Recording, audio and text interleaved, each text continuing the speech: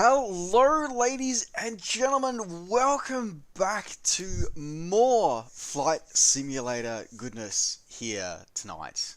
Wow. It's been a journey. And Necro is even hello. I am so glad that you are here, sir, because I owe you a flight in a storm.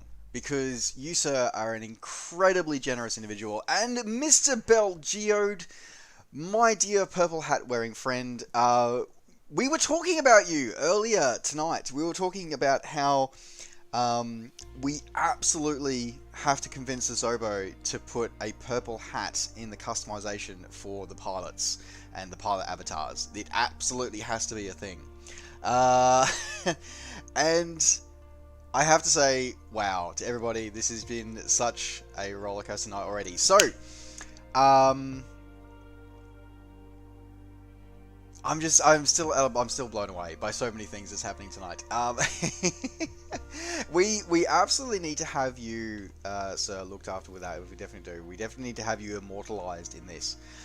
Okay, so I have coffee. I have had some food. We now need to get back into flying. So we are going to, as I said, Mr. Sapien, I owe you a flight in a storm. Now, sir, I am going to say to you, because you absolutely have control over this, what aircraft would you like, and where would you like to have this storm take place? Absolutely, completely, 100% up to you. A cub at Lukla in a storm.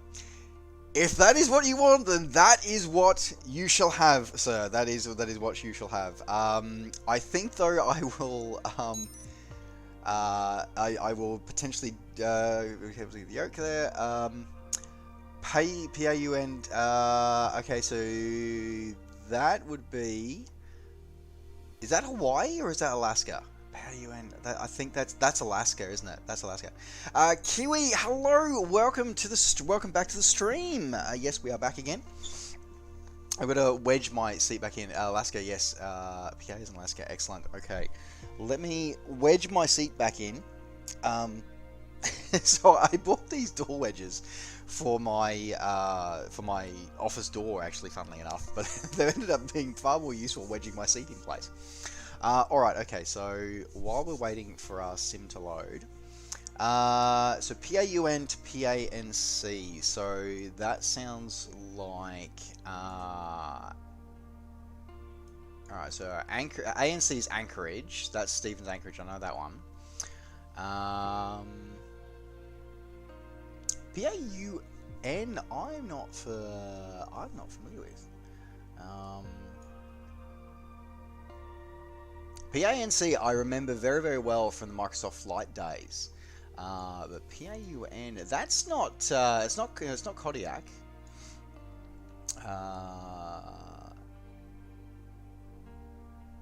We'll have to have a look. Where is it? I'm just using my little nav map here to find her. Unaleak. Oh, it is too. Wow, that's a long way. All right, let's do it. You have. Necro, you have spoken. You shall achieve. Okay, so the last question is: do we want to do this in? Do we do this in daylight or do we do this at night? That is the next question that you have now, sir, for you to decide. By the way, folks, for everybody else who is tuning in, who may have missed round one of this stream, so my name is NovaWing24. I am an Australian content producer and aviation geek and a flight sim aficionado. You are watching here tonight or today, wherever you are in the world. You are watching the brand new up-and-coming Microsoft Flight Simulator. We are flying in the Premium Deluxe Edition, and this is the release version of the simulator. I am very, very fortunate and very blessed that the team from Asobo and from Xbox AU NZ reached out to me and offered me a chance to be able to get an early access to the release version. So this is what we're seeing tonight is exactly what you guys are going to see on launch day on Tuesday, and they've given me a chance to give me permission to be able to share it with you all here over here on Twitch. So thank you very much for joining me. If you have any questions, I will do my best to answer them. we're doing a few things as well, and I want to do a huge shout out to Mr. Necrosapien, who is here in the chat here, for just being an absolutely all-round amazing human. Okay, so TBM 930. Where is my TBM 930? There it is. TBM 930. And Mr. Wookie has joined us there. Welcome back, Mr. Wookie. And Tuffnell, welcome back to the stream. I hope you guys have all had a great break as well. Alright, let's see how we're going here. Have to make sure we put our call sign in, of course. I must admit that one of the things I'm really impressed about is they've really improved the well, at least I think they've improved the textures that for the dynamic registration. However, I do know that Dino had commented that he was rather unimpressed with it. He was fairly unimpressed with it. Okay, so it's looking kind of dark. So we're doing PAUN to PAN. So let's go PAUN.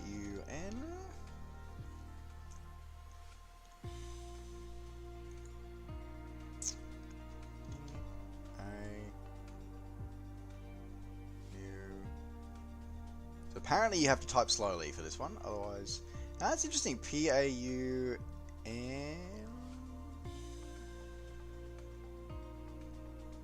That's interesting, it doesn't come up. So let's... Where is it? It's down the end of the island chain, isn't it? PADK...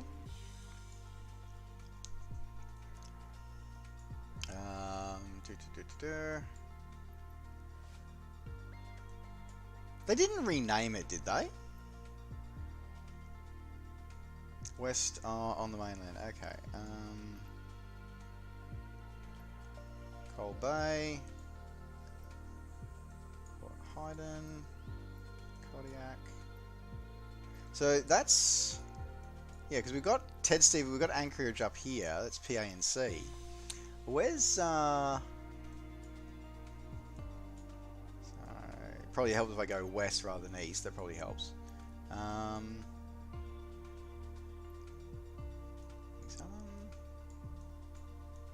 on, let me tell my thing. PAUN.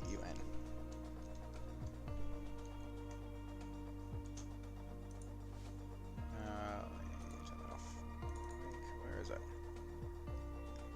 Oh, okay. So it's up there on that part. So let me have a look. Getting my geography right for a second here. Up here.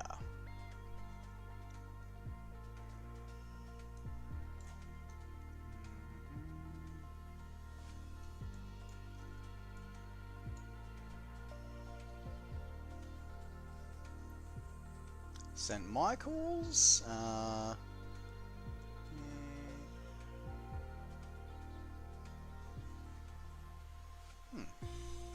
I'm looking at it here on my little nav map, and I'm seeing it there, and... Okay, so St. Michael's... Okay, so it's just near St. Michael's. So if I know if that's St. Michael's, then it should be right about here.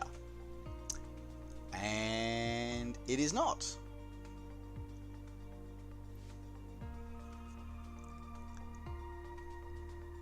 I was going to say, yeah, so we'll have to do St. Michael's then, it looks like, because that's really interesting that it's not there. Alright, well, St. Michael's it is then. So we'll leave from, depart from St. Michael's. So we'll start here at the ramp, so there's our departure. And then we'll head over to, as I said, over to Ted Stevens Anchorage.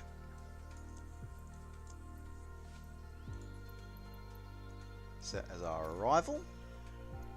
Alright, and let's do Ifr Low Altitude Airways. Oh, that's interesting. So we'll do that one, complete with an approach plate. There you go. Yeah, yeah. No, we're not taking a cover for this one. We'll take the DAR, and we need to do, as I said, we need to do flight conditions. So we're going to do presets, and we are going to do storm conditions. We are doing storm conditions. So this is going to be very interesting. Okay, so we got all players done. Storms conditions. We ready for this? I'm not ready for this.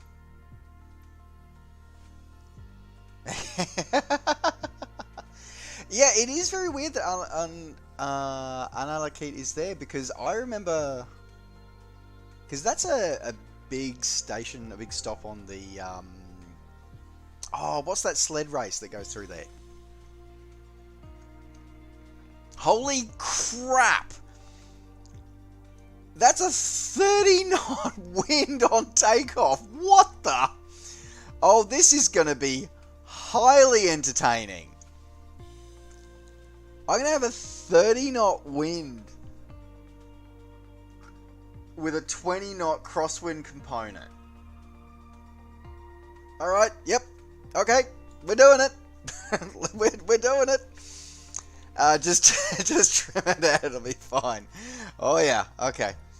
Alright, so before I do this one though, let's quickly make sure that all my settings and my controls are set up. Let's go for here. Now I'm going to go across to because I'm going to change my throttle. We're going to change this profile to turboprop. And we're going to lock these together. Alright, so power management. So mixture there, throttle 1 and 2 is combined. Reverse thrust, we've got that toggled. Excellent. Now flight control surfaces, I think I need to rebind these. Yes, I do. Okay, so clear current, validate. Clear current, validate. And then we need to go to all, and we need to go to flap. Alright. And we're going to go to decrease flaps is going to be that one, validate, and increase flaps is going to be that one, and validate. Alright, so there we go. So we actually get we can do it incrementally rather than trying to have to do it all as a all or nothing. Alright. Unicleat. Yes, Unicleat. It's gone a long way. Do we have to redo our config binds, Mr. LG Madru, because rightly or wrongly, I have been advised that they are no longer stored in our app data folder. The config files are now stored in the cloud, which I have a slight problem with. I'll be honest, I have a slight problem with that. But yes, we'll see. Okay. So we got 30 knots departing from Saint Michel. This is nuts. Alright, let's do it. Let's do it.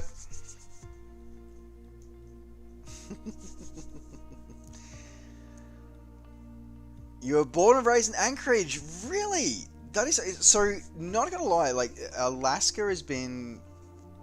I've managed to get to most of the places in the world that I've always wanted to go to.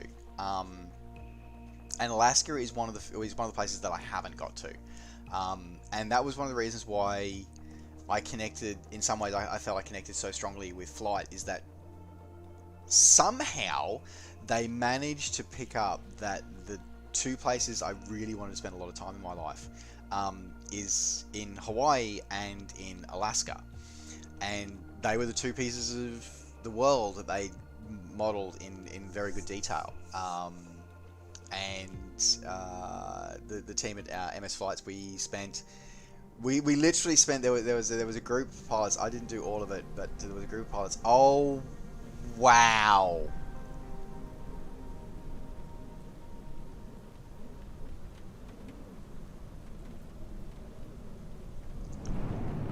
Wow.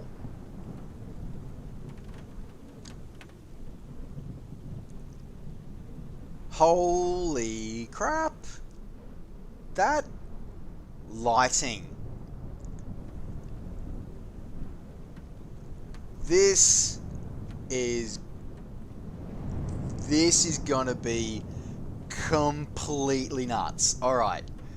Now, there is a keybind for a flashlight in the aircraft. Holy crap. This is nuts. This is already nuts. Okay, checklists.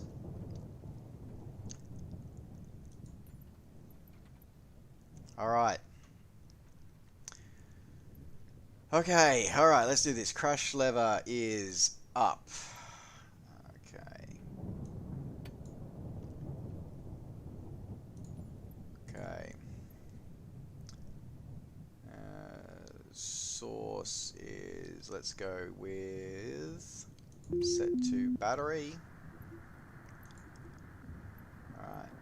Anchorage Center Dayer November Oscar Victor Alpha 24 IFR to Anchorage, ready to copy.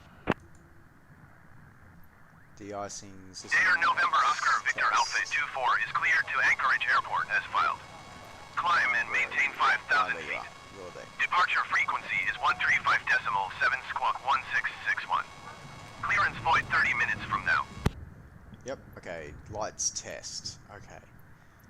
Dayer November Oscar Victor Alpha 24 cleared to Anchorage Airport as filed. Climb and maintain 5,000 feet. Departure is 135.7 squawk 1661. Engine start, okay. Clearance void 30 minutes from now. Alright, so Dayer Alpha 24 read back correct.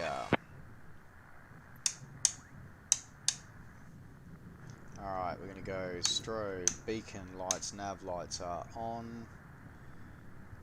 Starter. Now remember where the starter is on this thing. There it is. Okay.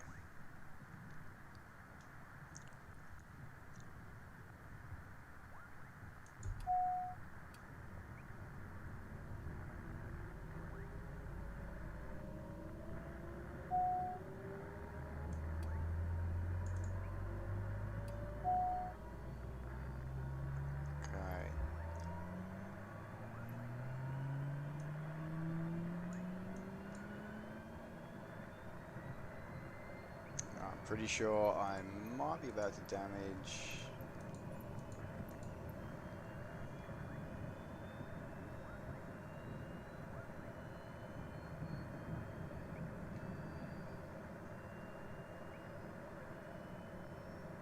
Watching the talks.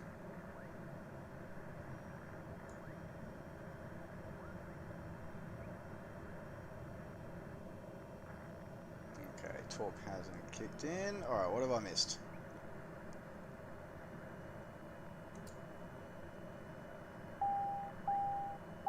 Okay.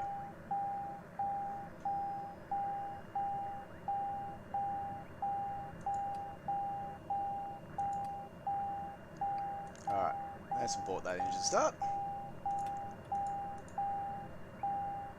Aural warning, okay. Okay, let's restart that one. Okay. One second here. Okay, I know it. Yeah, I messed up with the fuel. Okay.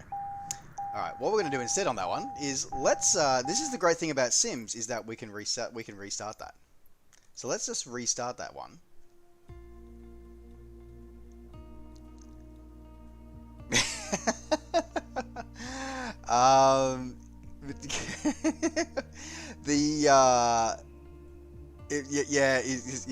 The real life weather. But you know, here's the thing though about Alaska, as a Necro, I'm sure you would agree, is that you have to, in Alaska, you have to get through. Like in weather like that, it doesn't matter. You always have to get through.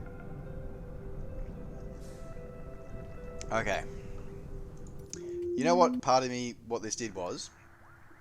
Anchorage Center Dayer November Oscar Victor Alpha 24 IFR to Anchorage, ready to copy. Okay. Dayer November Oscar Victor Alpha 24 is cleared to Anchorage Airport as filed. Climb and maintain 5,000 feet. Departure frequency is 135.7 squawk 1614. Clearance void 30 minutes from now. We'll finish that read back, and then... Dare November Oscar Victor Alpha 24 cleared to Anchorage Airport as filed. Climb and maintain 5,000 feet. Departure is 135.7 squawk 1614. Clearance void 30 minutes from now. Okay. Dare Alpha 24 readback is correct. Crash lever is set to up. Okay. Ignition, make sure our ignition is set to auto.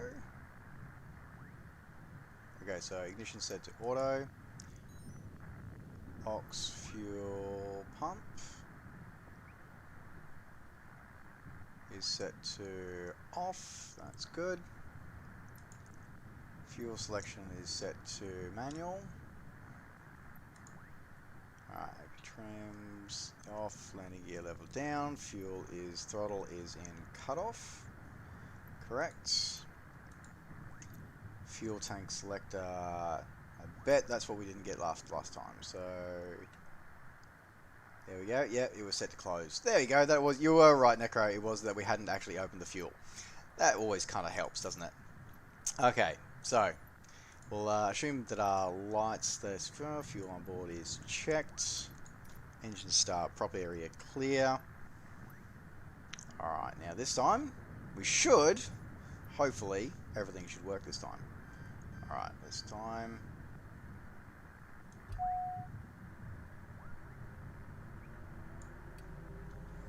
Okay. NG hitting 13.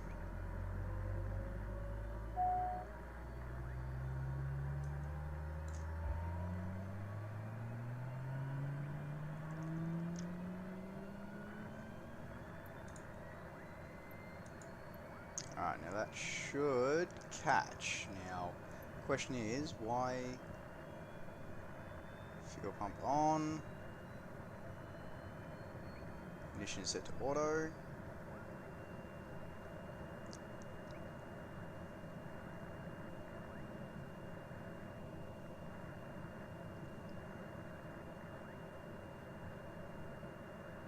Now, I'm really curious because my ITT is rising, but my fuel pressure is not on. Okay.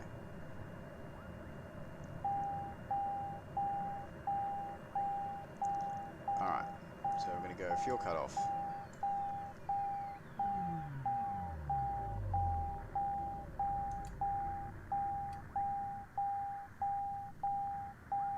Aural warning, okay. Feeling with the general, yeah, that's fair enough there. So that's really interesting. So let's just go back. Okay. Again, this is the great thing about Sims, is going through and actually figuring out what's going on with this one, because automatic starter should go off when NG hits 52. Yep, that's fine. Let's go back inside section. Okay, reset page. All right. When in doubt, okay. Exterior lights off. Interior lights on. Crash lever is set to down. Alright, starter is set to off. Correct. Check. Ignition set to auto. Boost pump is set to off. Fuel selection is set to manual. AP trims set to off. DI system set to off. Initial separator is off. Parking brake is on. Landing gear lever is down. Bleed air is set to off. Throttle should be set to idle cutoff. Correct. Fuel tank selector currently sitting open left. Okay, so open right, so now it's set to open left. Yeah, let's go. Okay, so that's off. Fuel right, fuel left. There we go. Okay, before starting engine. So let's now go to reset page. Alright, so let's go to crash lever. Move crash lever up. Source over to set to battery. Now I think is it Alt?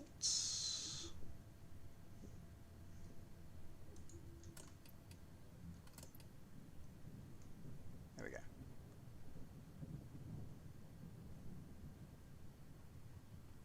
Okay, so that's fine. So that's set to battery. Generator is set to main. I'll skip the light tests because we know they work. Fuel on board. You know what? Just for shits and giggles, let's make sure that we have fuel. Yep, we do. That's good. Okay. Engine start sequence. Okay.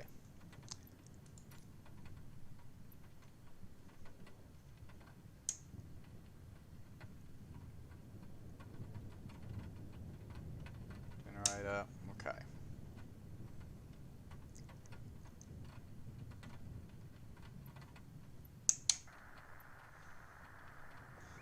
Get our systems run up there.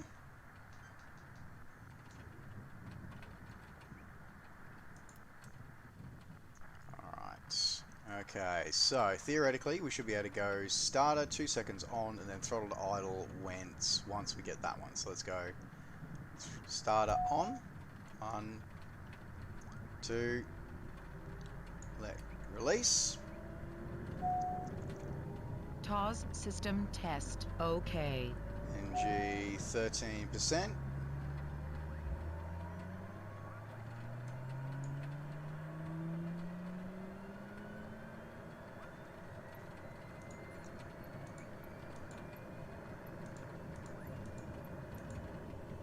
Interesting, it's still not getting... Oh, is it going to catch this time?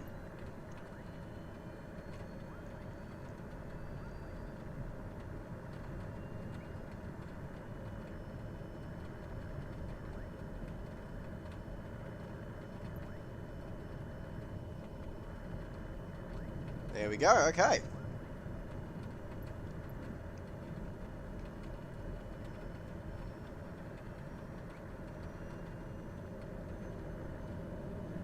And engine kicked off this time. Okay, so this time it worked. Okay. See, when in doubt, actually go through a full checklist the way you're actually supposed to do it. Okay, so in the meantime, now that we've actually done that check there,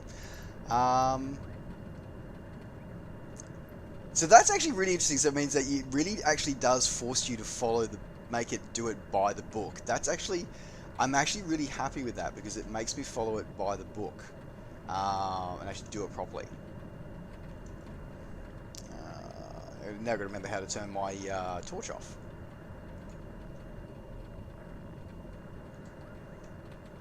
Shift L.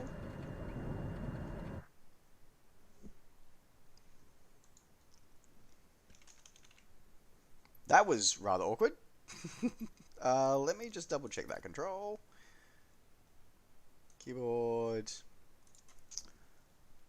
Torch. Can't remember what it was called now.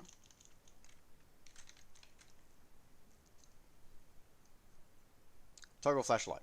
Alt L. There we go. That's what it is. Okay.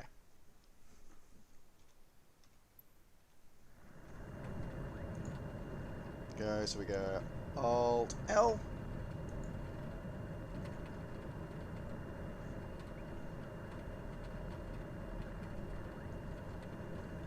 Interesting how it's not disengaging the torch. Ah, okay, so it's the left L that has to do it. That's interesting.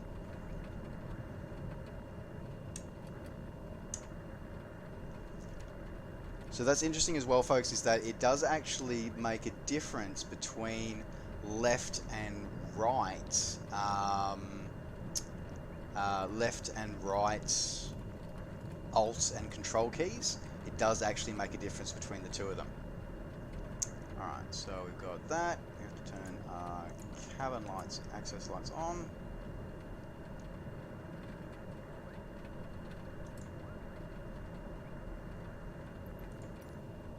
I've definitely learned a lot about the so this TBM has come a long way since when I last flew it. So I haven't flown this TBM in quite a while. So it's changed a lot. So the avionics in this system, in this aircraft, basically did not exist. It didn't do any of the stuff that I expected to have as being part of a turboprop aircraft. So this was really good to see that they've actually really come a long way with it, in terms of the contact here. Like, this is awesome. Okay, so we've got all of our de-icing on because we're going to need that. Now I just need to figure out why panel lights are on.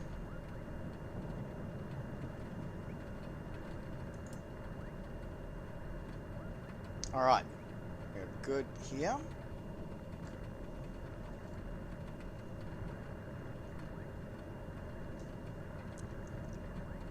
Now we bring up our ATC. So we're not going to make use of our ground guys, so that's going to be fine.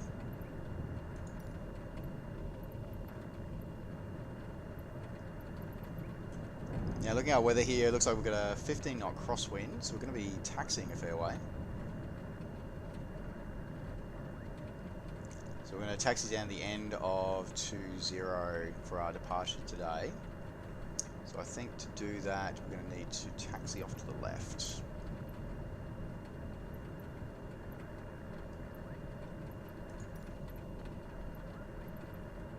Papa Alpha Mike Kilo traffic day or November Oscar Victor Alpha 24 is taxiing to runway 20. Panel lights are on the dimmer settings, so let's... They are indeed. There we go. It would help if I actually turned the right way. There we go. That's better. That's a better looking cockpit, isn't it? Alright.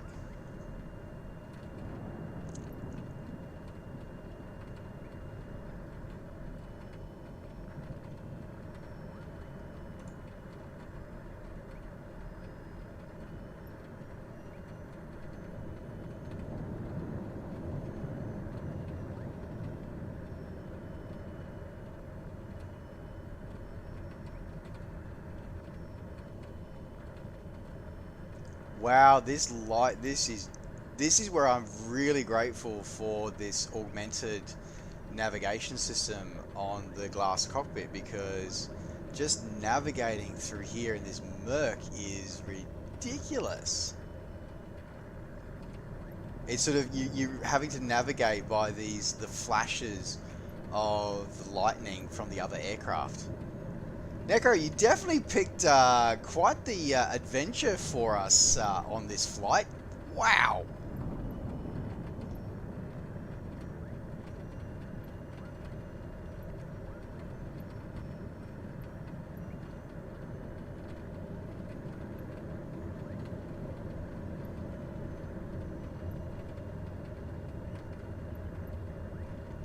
This is quite the adventure. Damn.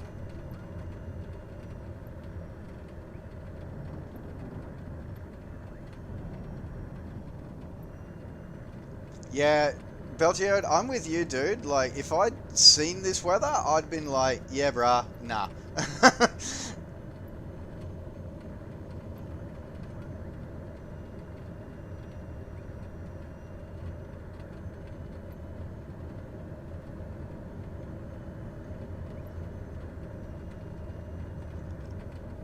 This is...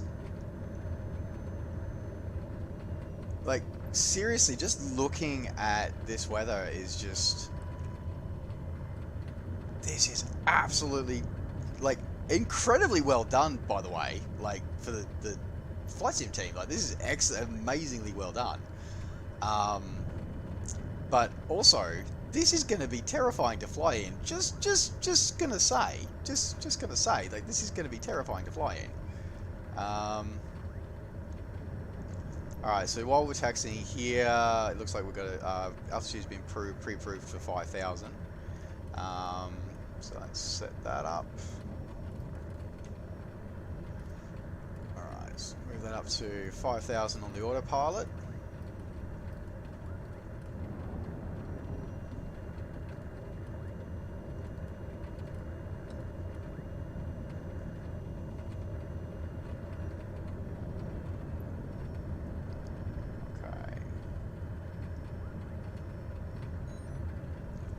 Let's just check what's our CDI source.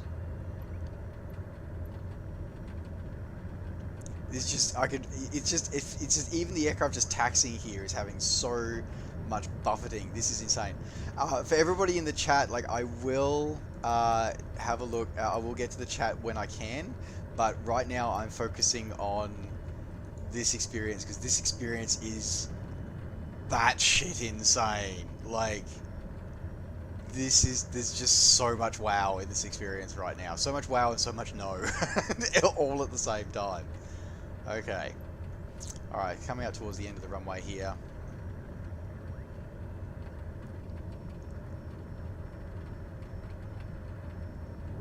Okay. Alright. So we'll swing out.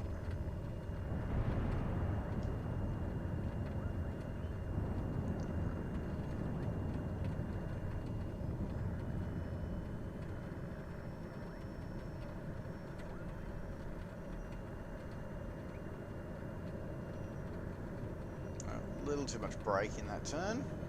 This is going to be an interesting takeoff as well because this runway is going to be rather slick.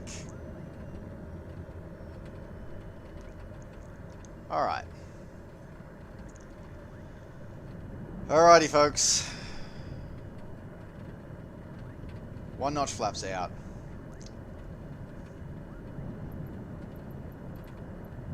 Okay, announce takeoff. Depart south. Papa Alpha Mike Kilo traffic Dair November Oscar Victor Alpha 24 taking off runway 2 south departure. Torque spinning up. Brakes off.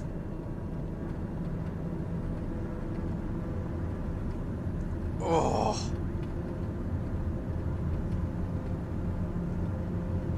Needle's alive. SB's alive.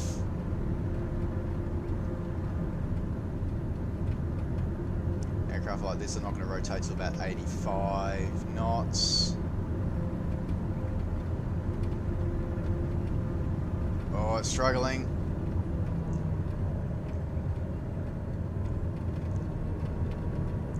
Oh.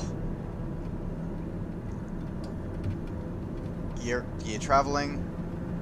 Oh. That wind. Flaps up.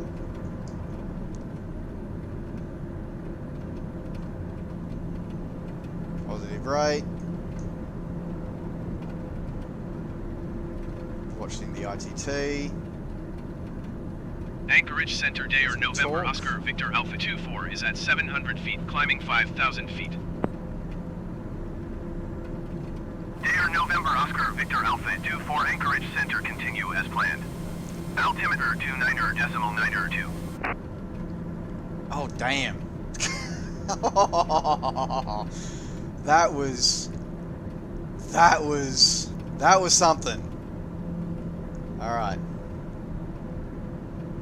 Banking left. I was going to say, I don't know what I'm looking out the window for. I can't see squat. Alright. Landing lights, taxi lights are going to be turned off now. Oh, but... Okay, just the sense of disorientation though. That was pretty damn amazing. Just feeling that sense of disorientation on that departure. Like, even now not having anything stable reference point.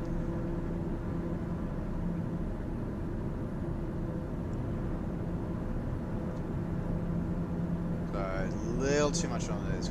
We were 2,000 feet per minute there on that ascent rate there. That wasn't right. Okay. We'd have been buffeted all over the place with this. So by the way, this is going to be interesting once we hit up to altitude. Wow, we really hit that 5,000 feet really quickly. So let's trim that nose down a little bit.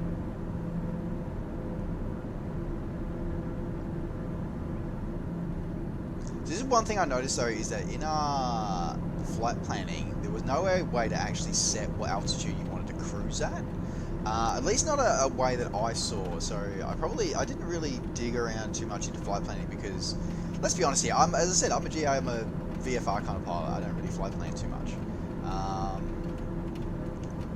Air Alpha 24 climb and maintain 6,300 feet.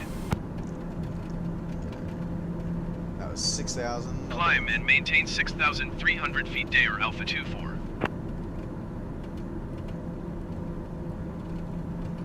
6,000 feet, there we go.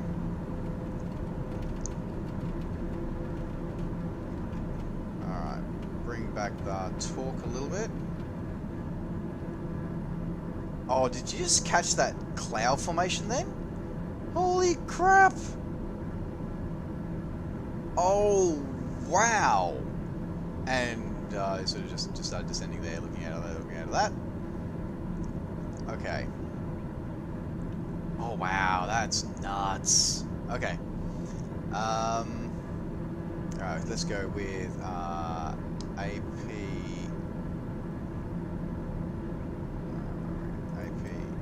is okay, AP on. Whoop.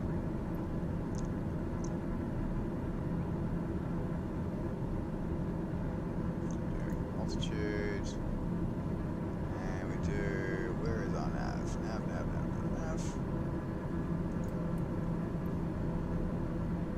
Alright.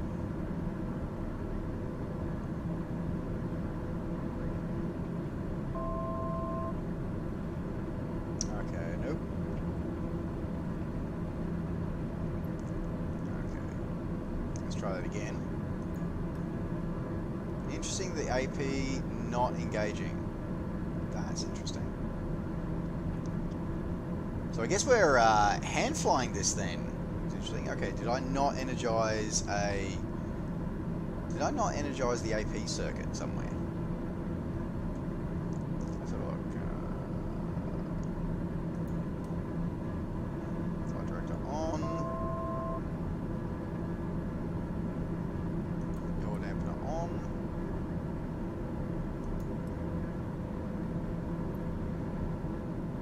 Air Alpha 24, you are 300 feet above your assigned altitude. Descend and maintain 6,300 feet altimeter 29.902. Okay, so that's Descend and maintain 6,300 feet, Air Alpha seems to 24. not be engaging on the DAR at the moment, so that's a concern considering if this is released now. It could be that the equipment is superior to the pilot. That is very, very possible. So I'm not gonna blame Microsoft just yet for that one.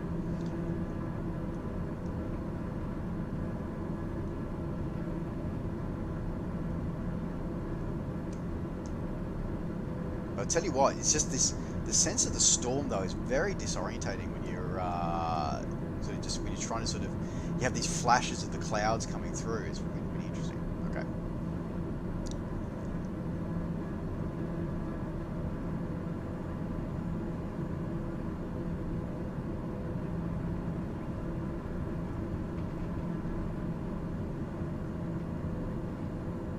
Now I was going to go through, check all my instruments up here, oxygen.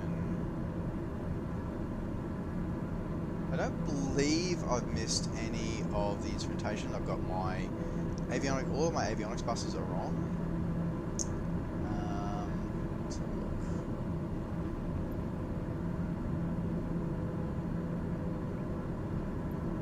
Altitude mode is on, nav is on.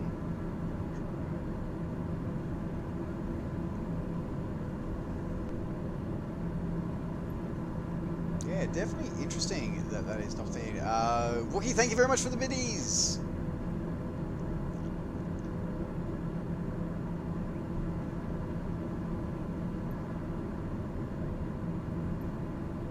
I can feel the aircraft like being bounced around and jostled. Like I just even just sitting here, you know, I'm perfectly fine. You know, the office is my house, and yet I can feel the aircraft being jostled and bumped around. Like that is cool. Okay, so just bringing that down to 6,000 feet again.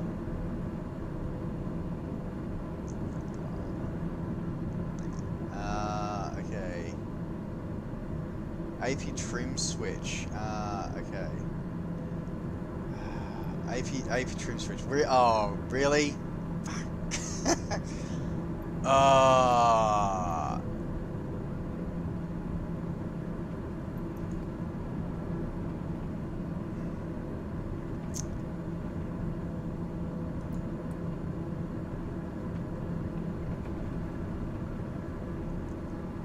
Let's have a look. Okay. AP.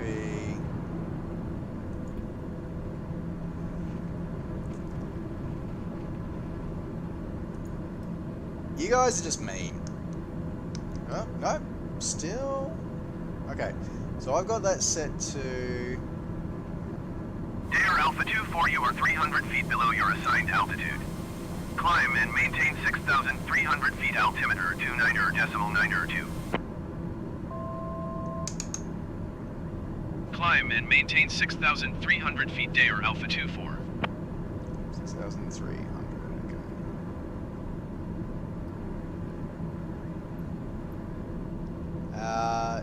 All the way up. Okay. So I believe it is.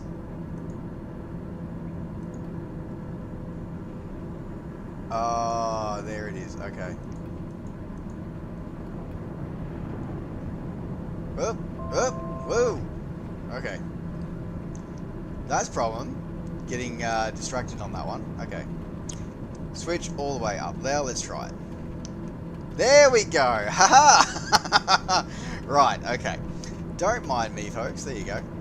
Okay. So let's go with back onto nav, flight director, altitude select. Let's go vertical speed. And like that.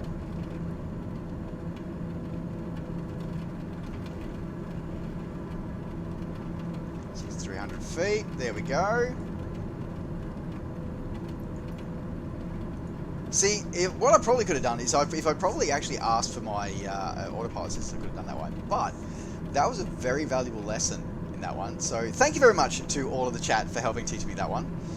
Can I just say that that was beautiful and terrifying flying through that storm just then.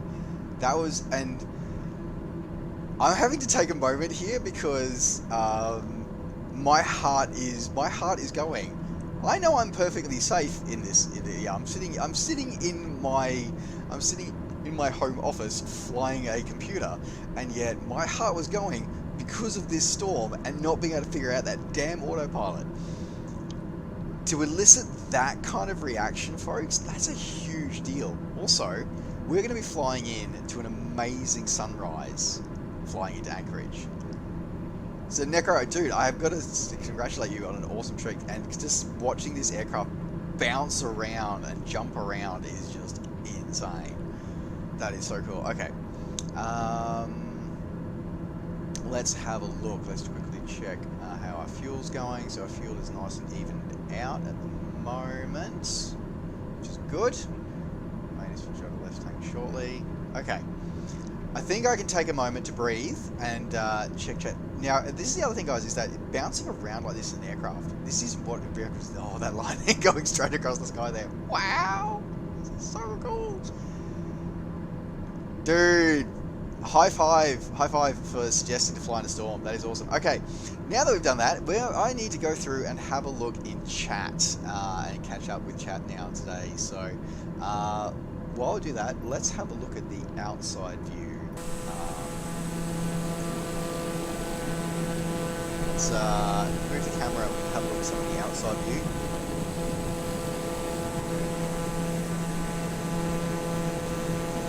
Not that we're going to see much, but at the same time, it should be awesome. Okay, let me catch up on chat now, because it's been a hot minute since I've checked the chat. So Alrighty.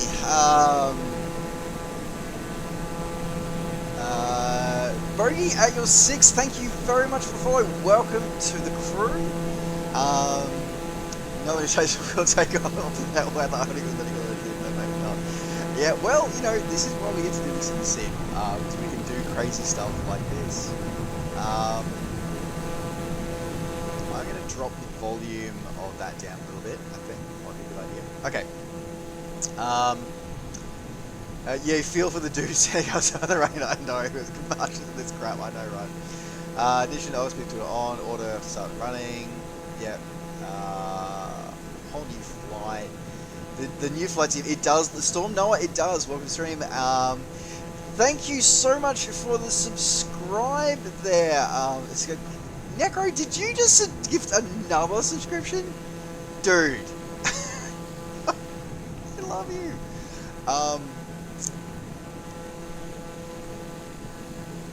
Okay, so left, right, right. Yeah, use left L instead of left, right. Yep.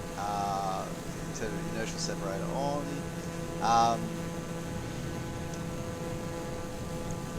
Some of them never model. Yeah, so it's like some things, and again, it's one of those things where it's sort of like, does everything get modeled? Probably not. But we get close. You know what's the performance anxiety from stage fright? Yeah, probably a bit of it. You'll have to ask my better half about if there's any other performance anxiety.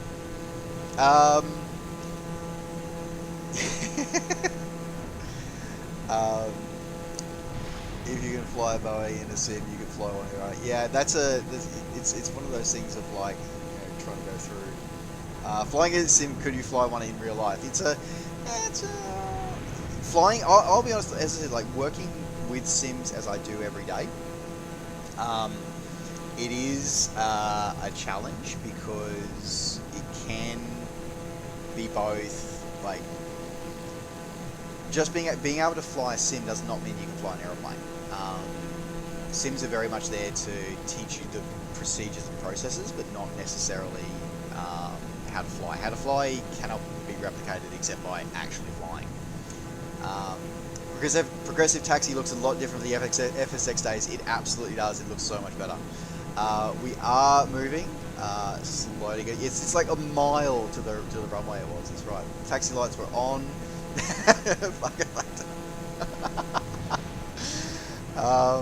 I hope did you say any prayers to any redheads on the way there, Belgiode, on that takeoff?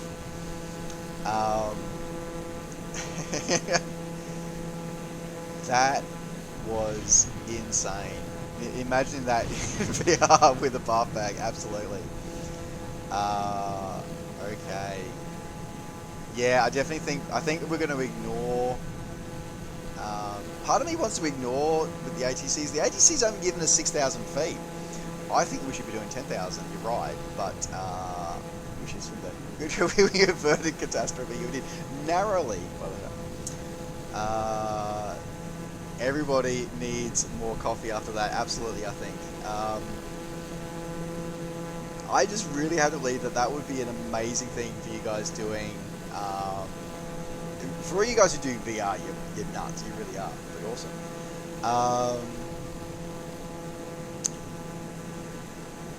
Follow the Grumpy Bunch for a while. Thank you, Brogan6, for following the Grumpy Bunch. Yes, we are. Well, you've got 2 of the 3 Grumpy Simmers here tonight. I don't know if our 3rd member is here watching the stream tonight. Thank you very much for the follow, everyone. Oh, this is absolutely crazy. Thank you very much. Necro, more gifting subs, dude. I pray to all of the redheads.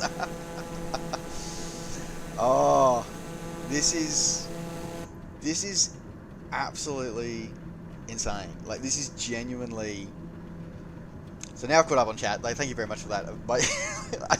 I feel like I need something stronger in this coffee. Like, seriously, this has been quite the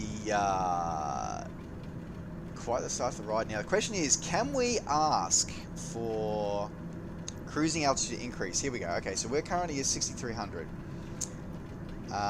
Cruising altitude, can we increase it by, let's say, 4,000 feet?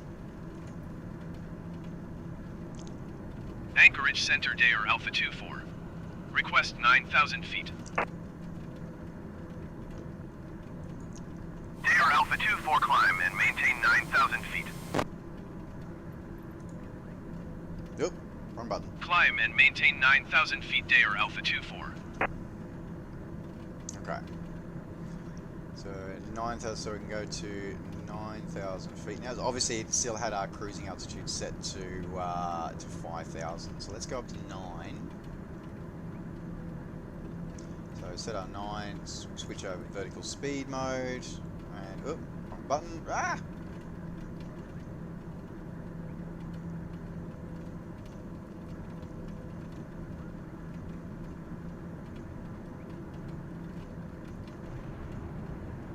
Oh, I'd hear that crash of thunder outside. Just look at all just the water just pouring off and falling through the windscreen there. That's just nuts. Okay. I push throttles forward a little bit there as well. Andres, thank you very much for the follow. Welcome to the crew. Welcome to the crew. Okay. Alright, while we're here, let's have this look at nav source set to FMS, PFD settings, always good. Wind is, I'm going to turn wind, option 1, okay, option 3, okay, cool.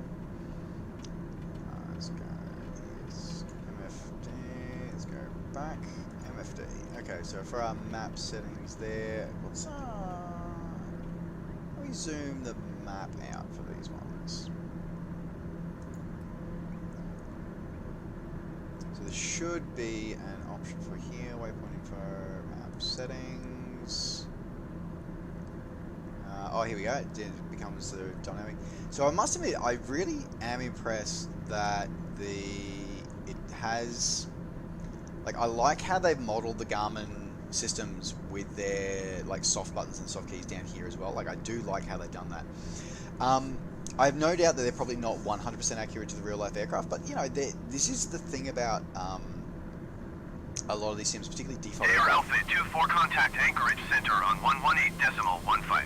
These the big point about especially 118.15 default aircraft Dayer is Alpha to show 24. what's possible, and to be able to do Anchorage Center Dayer November give you an Oscar Victor Alpha experience 24 is climbing through 8,000 feet for 9,000 feet.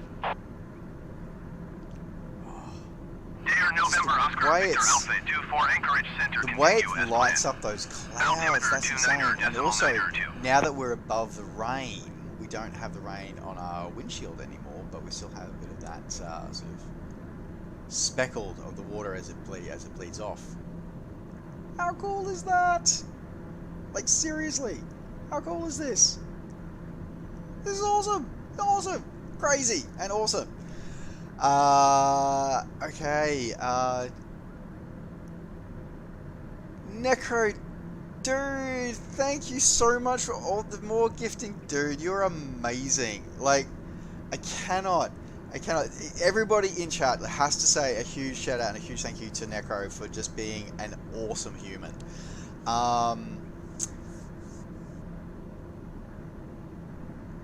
The first VR Harry landing the Terror Night a few days ago. So I must admit, I do not spend. I want to say I do not spend anywhere near enough time in DCS as I would like to, but I'll be honest, is I've spent like 0 time in DCS in the last couple of years, and now I see they're like one of my favorite airplanes for DCS, and one of the few that I ever actually got around to mastering back in the day when I did fly DCS a lot, is now being remade. I'm gonna have to rebuy that. I'm gonna have to relearn the A10 again. Also, somebody made a livery for the A10 in DCS in the Jolly Rogers, US Navy Jolly Rogers. Like, hands down, that's a winning colour scheme. I am safe for now, apparently. Okay, so MFD, there we go. Tried NextRad yet on the FMD? No, I have not. So MK, yeah, I actually simply say that the Garmin's, I don't think they're meant to be 100% accurate, but they're still pretty good. And again, they get the point across of what we're all trying to achieve in this as well. 300 knots ground speed. That's fast enough. Excuse me. The functionality, definitely one of the issues I saw in the preview builds was they had issues with changing radio frequencies. So I haven't seen that one yet. It'll be interesting actually if we get vectored in for an ILS. I'll actually look at the ILS frequencies and we'll see if we can. We'll shoot an ILS approach into Anchorage when we head in. Pull back the torque just a touch. Now I'm going to make sure I did put my separators on. Yes, I did.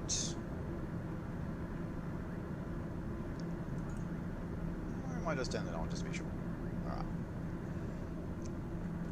Alright, and this is hydrate. Right, thank you. Other than caffeinate, I should hydrate and not just caffeinate. This is very, very true. When is Tomcat coming to Microsoft Flight Sim? So, good question, and if it won't be too far away, actually.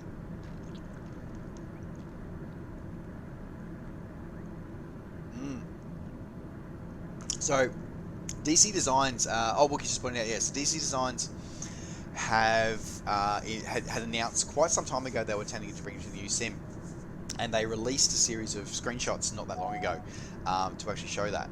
So, okay, yep. Okay. Apparently we don't need the separator on at the moment, which is good.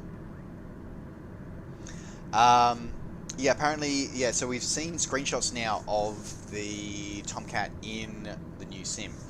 What I'm more interested in is carriers. When are we going to see carriers? Are we going to see carriers in here? I didn't see any carriers in San Francisco. I haven't flown in Hawaii yet, so I haven't seen, because that was always the location one of the default FSX carriers. So I have to see if they come across. So we're just high enough now, we're high enough up. Yeah, there we go. And I just got the reminder for my comms, thank you. Yeah, I don't think, yeah, because Dino won't be bringing his across, so.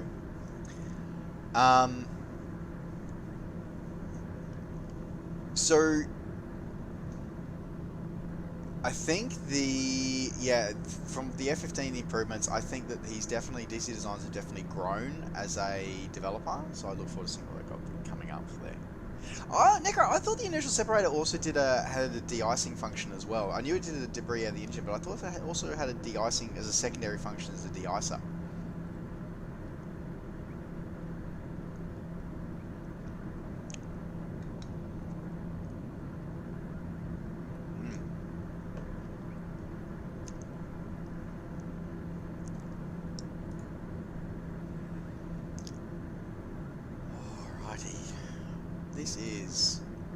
That flight was absolutely insane. Now I do want to have another look. Let's go back out to the outside view.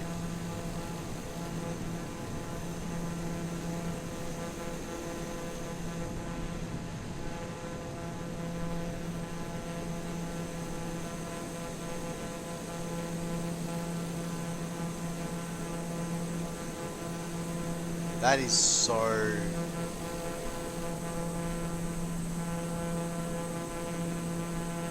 So it's really interesting actually sort of looking at how the aircraft's like bouncing, rolling around inside the cloud, and actually seeing how,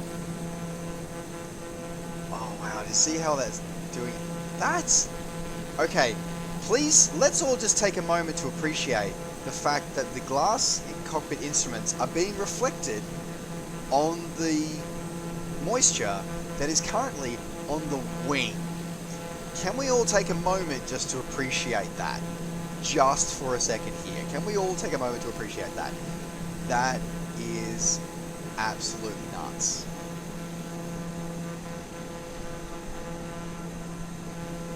Look at that. Look at that. That is so crazy.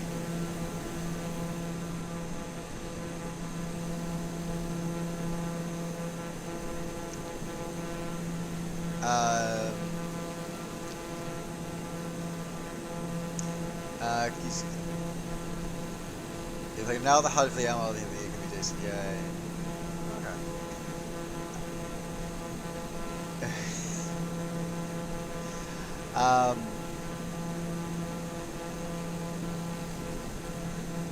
I thought he was only doing well, actually, you know, it wouldn't surprise me if he actually did. So his, to sort of change the subject from, well, I suppose it kind of is Microsoft Flight Simulator, isn't it? Is DC Designs, one of the things I really appreciate about him as a developer, is the fact that he aims for the middle ground where a lot of simmers sit, where they want something that's a challenge, but not necessarily, they don't want to spend 12 weeks in a conversion course to be able to start the engine. So I think he's perfectly suited for doing that. And I think it'd be good for him to, maybe we'll see him bring across the full F14 family, because he's done it with the F15. He brought the F15 Eagle release, had both the C, the E, the D, and the I all in the same release. And the Super Hornet had the E, F, and G, so it wouldn't surprise me if he got the A, B, and D Tomcats all released.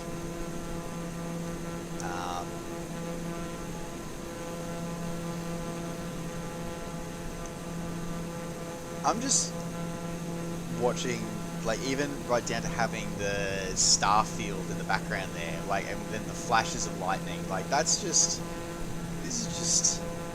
just so much wow going on with this visual here.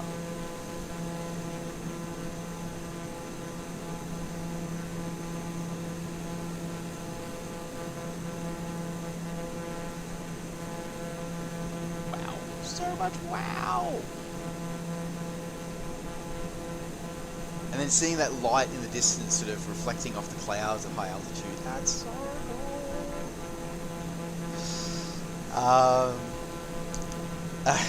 DCS, people jealous now that we said levels, you know.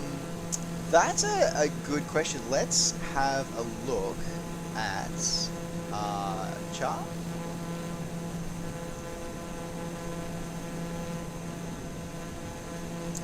So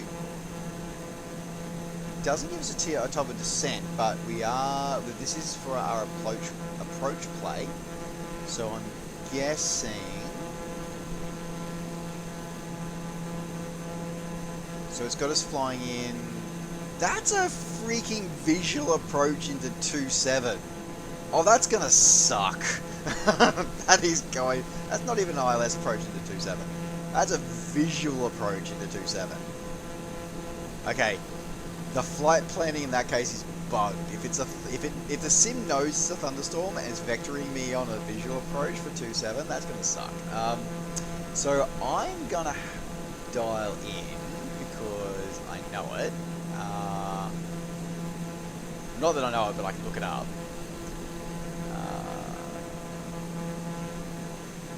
Oh no, that's why. So it's going to vector me in for a visual approach into 2.5, but there's no ILS on 2.5. That's why it's done that.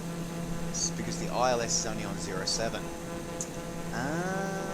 But I could do a back course, I suppose, on it.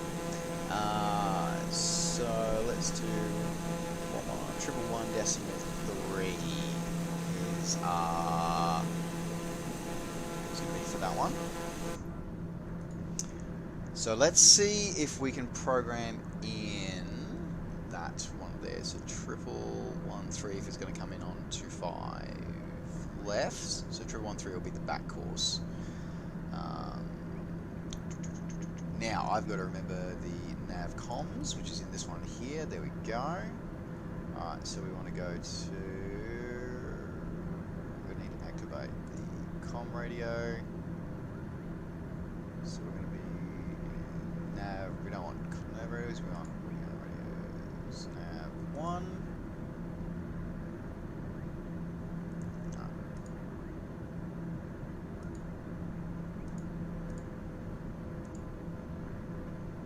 So we want to change this to 111.3.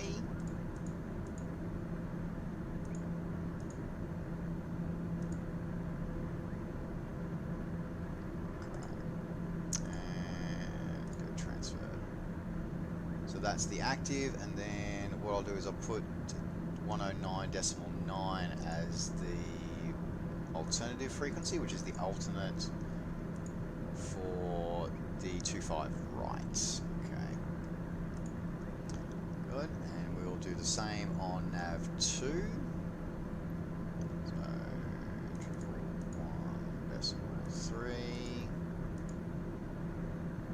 and 109.9. Alright, so we've got our frequencies done if we need them.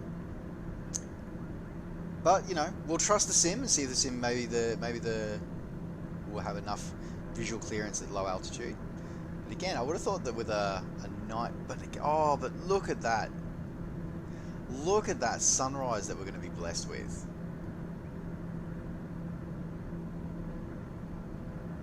Now it will be interesting to see how the sim handles us coming in on approach, and if it will give us directions to change our altitude, to bring our altitude down. Because again, I don't normally fly approaches or fly planes like this, so it'd be interesting to see how we go. I'm really loving that beautiful dawn effect that's coming through in the cockpit as well. Like, I'm really loving that.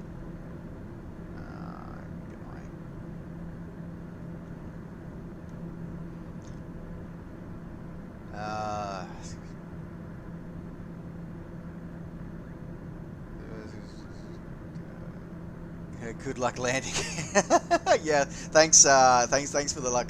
Welcome back. Yes, we had a break, and then we've come back and we're flying again. We're trying to do, we're having some, we're flying in thunderstorms through Alaska, and it's been one hell of an adventure so far. So that's for sure.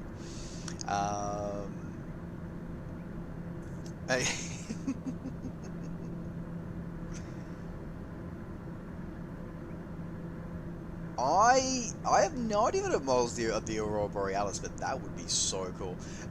Oh my god, Ozflights, are you still downloading it? Dear God, sir. As I said, that is one thing that for many of you American viewers at the moment, many of you probably have either cable or you would have fiber internet. In Australia, cable and fiber internet is very, very rare.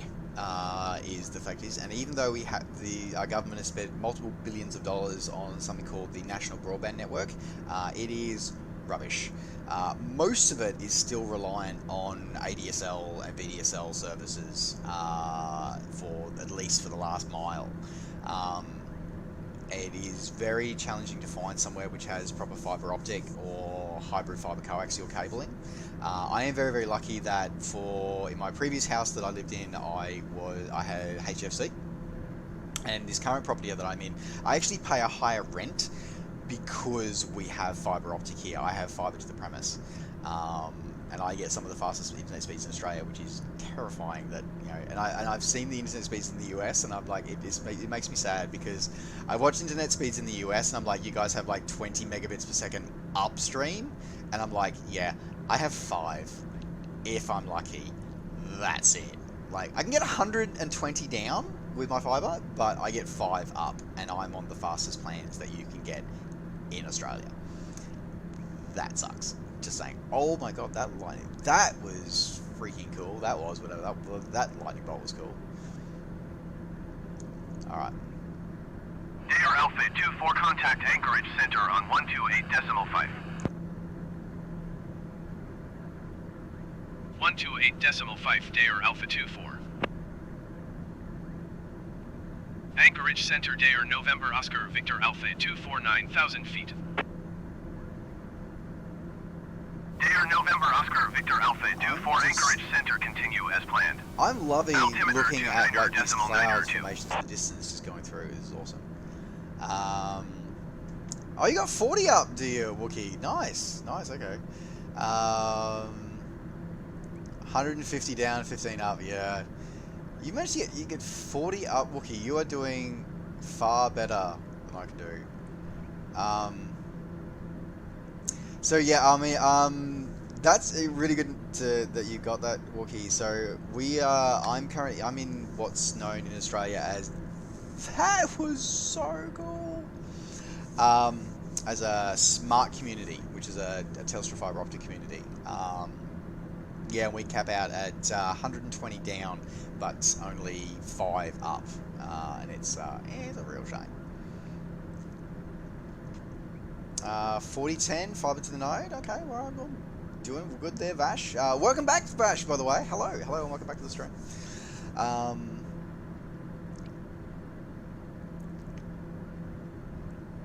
Comcast cable, 111 down, 6 up. So that basically, there you go. So Drew, you basically have the exact speeds that I have. That is the cable speeds. They are the speeds that I have.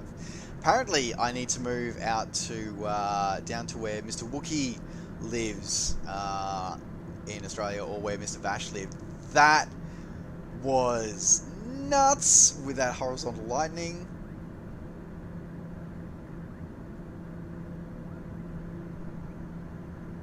This is absolutely crazy. Seriously, this is nuts. I gotta land in this crap. Oh dear. Now I know. Okay, so here's a question.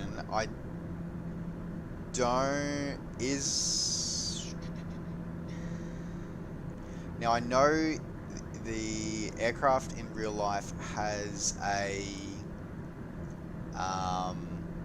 a weather radar, but is it simulated in this? Oh, weather radar controls. Here we go. So the answer is no. Okay. Right. All right, fair enough. So that would be so this could be interesting, because I think what I'm thinking is that it'd be really nice to see that, but at the same time, I think it might be interesting to see. Let's go primary flight display. I just want to see if there's anything here for us that we could put in. Minimum SPFD settings. Yeah, okay. So it doesn't look like we have anything.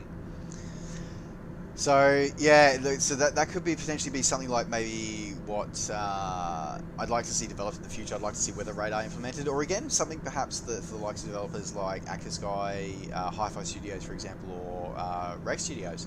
They could do add-on bolt-on packs to default aircraft like this to be able to use things like weather radars. So we'll not.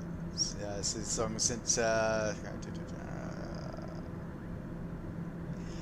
One Large Mammal, thank you. Welcome to the crew. Thank you for the follow. Welcome to the crew. How long till landing?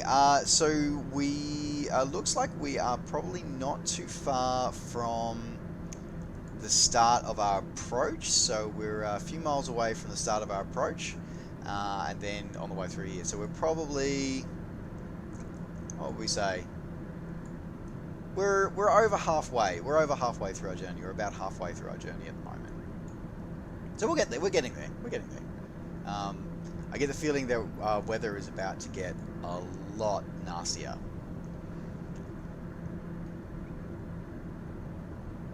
A lot nastier. Oh, next the next rad. Okay. Where? Okay. Where's some? I am obviously missing.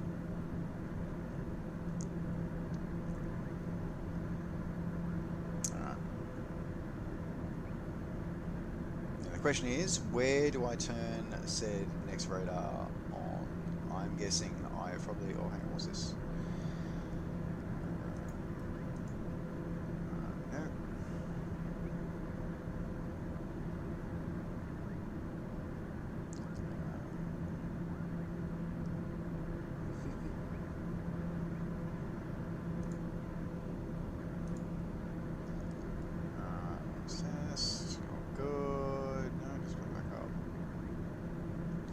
where is my next radar for that? So hit MFD, small console should be on the display. Okay, let's have a look.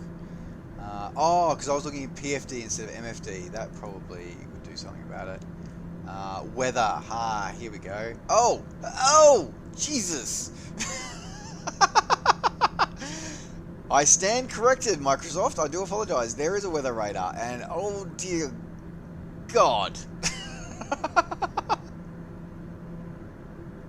Alrighty. Weather radar works, folks. Jesus.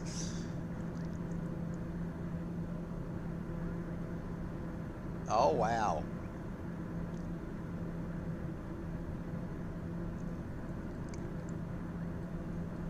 So we can...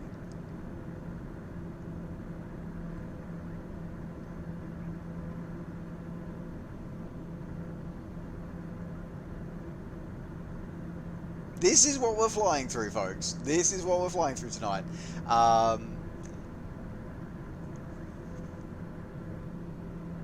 Do we climb higher? It's like, I don't want to climb higher because I know we're going to have to descend back through it again. There we go. Alright. I am happy to stand corrected and say that stuff will come here. So far tonight, so far in this part of the stream, so far everything that's been wrong so far has been, the equipment has been far superior to the user. And again, that makes me happy. But also, as I said, and also interesting that we're talking about performance. So for those who might have missed, so this is part 2 of my stream tonight. So in part one stream, in the stream, we experienced some glitches, not glitches, but some system performance issues when we started having a look at some of the handcrafted airport and high detailed airports that are included as part of the premium edition. We started experiencing some sort of performance issues, and so during my little dinner break, I restarted my computer, thinking maybe it was the initial OBS software or whatever. And we've come back, and I mean, we've got this much weather going on with, you know, having to do lighting, night lighting, as well as, you know, all. So it's still all the full photo reel down there, folks. And now they're also doing dynamic lighting over the top of it as well. And all this thing, and our performance is just absolutely buttery smooth. So it's really telling then how your performance hit's not going to come from the sim, it's going to come from those handcrafted airports. So I'd love to know what is so detailed about those airports that actually cause such a huge performance hit. So that's fascinating, really, really interesting. Red is normally bad. The fact that there's not just red there, that there's purple in the middle of red, yeah, that's really bad. Now I kind of do wish it didn't work. That's very true. Yeah, we have to say, Necro, thank you to you for telling us for this. But again, this is so awesome though. At the same time, like, we can't get. It's pretty damn beautiful to be flying in the middle of a storm. But seriously, look at that! Look at that! Look at that! Oh, I probably just say you probably can't see because my ugly mug is holding it. But you know, you can there. I think is that way? Am I pointing the right way? No, that way. Yeah. So the purple, like, red is normally bad. Purple is terrifying. That's what we're flying through. Okay, so let's have a look here.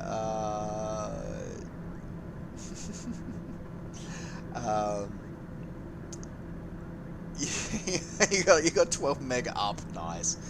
Oh wow. Area 51 is in the sim. However, it is a open bit of desert. There you go. So interestingly enough, the way that a lot of the military, so you probably know that a lot of places, if you ever go through Google Maps or go through Bing Maps and you find areas that are heavily pixelated because for whatever reason, often it's a military or a government installation, but sometimes private companies ask for it as well. That when their buildings and their sort of area is pixelated and removed sort of view, how Microsoft's chosen to go around that is what they've done is they basically just made it a open field. So, and it ties in with the rest of the scenery. So if it's desert, it's a desert scenery. If it's if it's a sort of summery, grassy area, it's just a grassy knoll, as it were. And that's how they handle with having the pixelated scenery. So there you go. There's an interesting piece of information for everybody.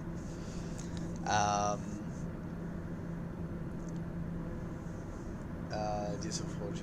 Oh, nice. Yeah, so it's the high-speed cruisers there. So there are a lot of military bases that you can. So most airfields, especially airfields that are co-located or even just pure military bases, they're all modelled in the sim.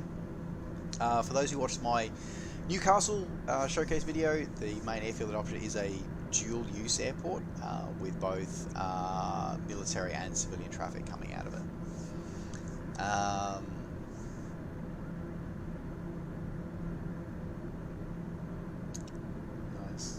Yeah, I don't know that I saw a second watch or two.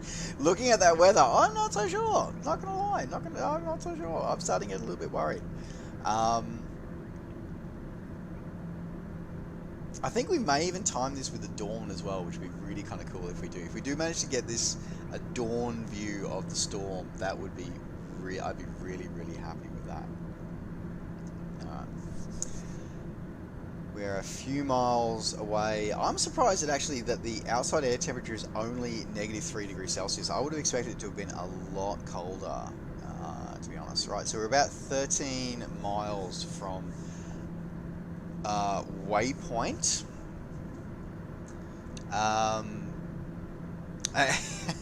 The words go around in my head. So that was interesting, the go around, because during my preview video where I showed off where I flew Sydney to Brisbane, I was on a short final, and the ATC told me to go around, and I was in two minds about whether I did it or not, but I'm like, no, always you listen to ATC. So I cleaned up, powered on, cleaned up, and went around, because that song, by the way, folks, for aviators, whether you're virtual or real, find it, listen to it, memorize it, because it's really important. Always remember to go around. There's never a reason for you to not go around. If it's not safe to land, go around. That is a really, really important thing to have. I don't know. I haven't tried flying to North Korea either. I remember a very good friend of mine, PR dude, he always had the most... I love flying with this man. I haven't talked to him for about a year or so, close to 2 years now. I hope he's doing well. But I always used to catch up with him flying with MS Flights. And he had such an appetite to learn and grow in the flight simulation world. And he would find the most obscure aircraft and scenery to download and whatever. And we were on a group flight once, and we ended up stopping in Pyongyang. And all of us just had the default FSX, like, single runway and a tower and nothing else.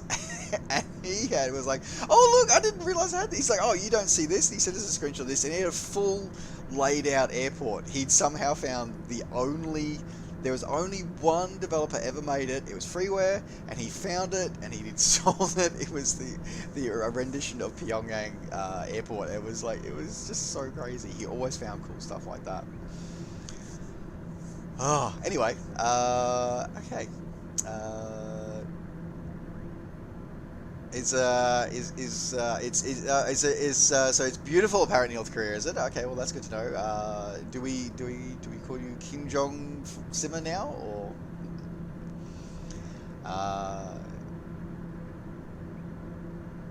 you haven't flown through the Bermuda Triangle yet? I think it would be cool if they had the old, what was the old thing that the FSX used to have? Those Ghost TBM, Ghost Avengers? That was a scenery object? They were cool. Alright, so just starting a long approach here. Again, going to...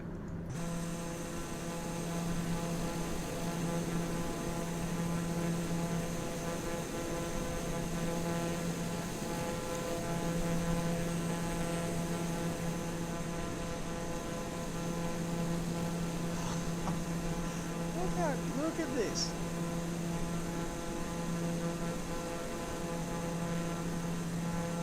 This is just absolutely stunning.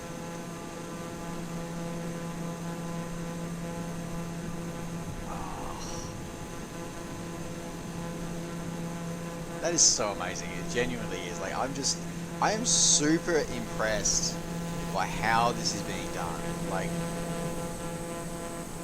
and complete with like the way look at that star field as well. Like that sky, just that purity of how clear the air is up there. That's just awesome. And then that lightning bolt behind the aircraft is just so cool.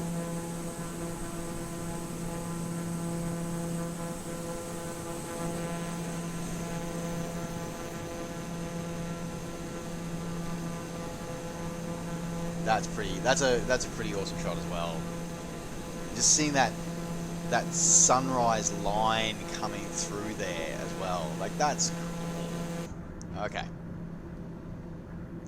Now the question's going to be if ATC is going to start directing us to descend, or whether we're going to have to do a corkscrew approach into landing at Anchorage.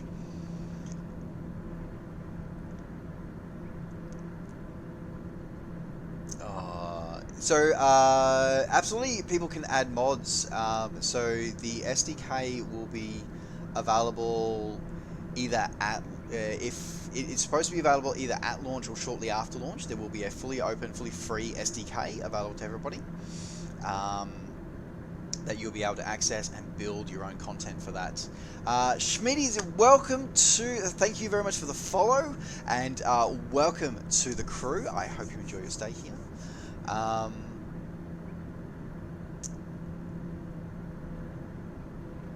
And Necro, I'm going to be the first one to say, if you need any liveries done for any of the missions that you create, please hit me up. I'll be honoured to help you out and create some of that. It'll be awesome. I'm really looking forward to seeing their mission creator, to be honest. Having used Sim Director a lot, and sworn at it a lot. I'm really interested to see what Microsoft come up with, because as much as Sim Director can be a royal pain in the ass, it was a hell of a lot better than the cluster proverbial that was shipped with the original FSX, that was for sure.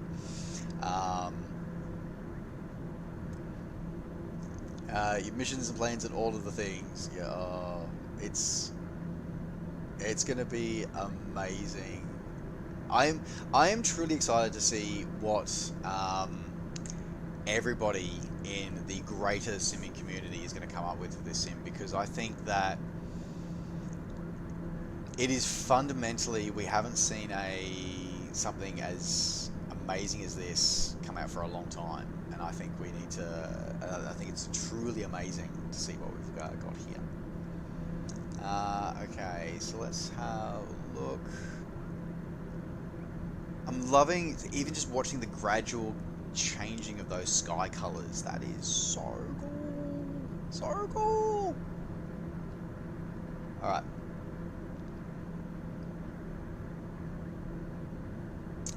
Trying to figure out when would be a good idea to do descent, because I'm getting concerned about, well, I suppose 10,000. We're still less than 10,000. There shouldn't be too good. Now, that was interesting. The framework, yeah, the framework that they've creating here is incredible. Looking at the whoa,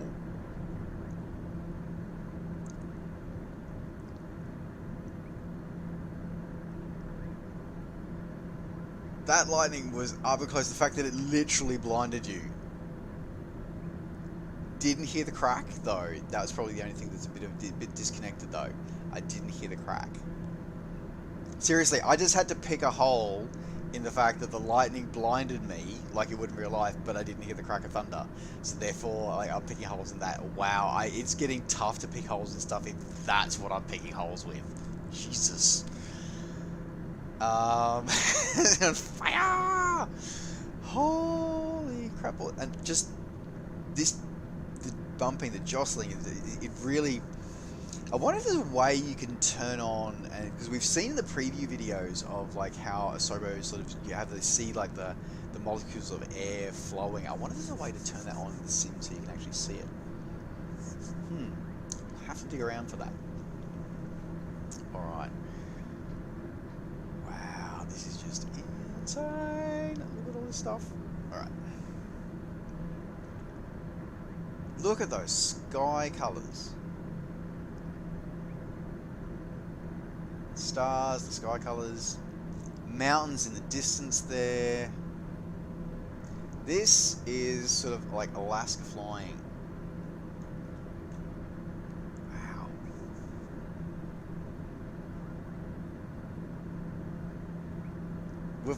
We're flying not just into the red here, folks. We're flying into the purple. That's just, I just want to say that we're landing in the purple. By the way, we do have crash detection and engine stress and like aircraft stress and everything. Everything is still turned on in this, so we're gonna have that one. Sim Crash Mike, thank you very much for the follow. Welcome to the crew. Welcome to the flight crew.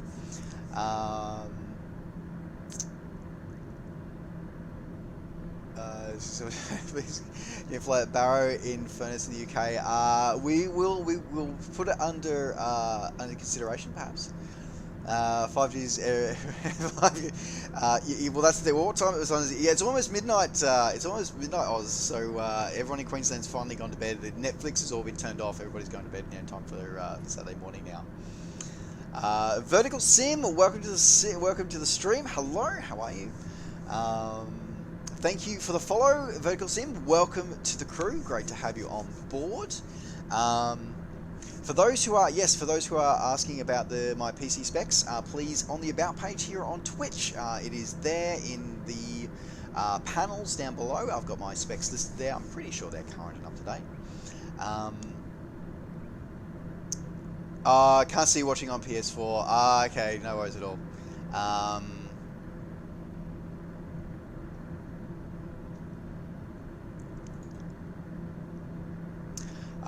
Vertical Sim Studios, you are working your first day for. Nice. Looking forward to seeing what you guys come up with. I'm really excited to see the number of developers that have already been announcing content coming out for the new sim. I mean, for the Tubeliner pilots. I mean, of course, the Tubeliner pilots that we know, PMDG, are definitely coming to the table.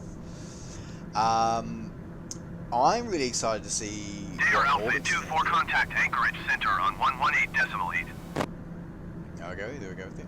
And thank you very much to Bogey and Mr. Drew for supplying those there. That is Anchorage Center, Dare November correct. Oscar Victor Alpha 249,000 feet. The only thing to add to that is that we are flying with Anchorage Center, continue to IGO as planned. Altimeter 29.902. 29.902, still good. Okay. Alright. Yeah, the third party sim is looking really good. So we've already talked tonight. We've talked about DC Designs. We're bringing their Tomcat, and they've already confirmed that we're bringing across their F18 and F15 to the sim as well. Dino Cataneo, possibly one of my favorite developers. He's for the moment he's bringing a few projects. The only one that I know for certain of is his Rutan, which Mr. Belgio here in the chat has been testing and he's swearing by.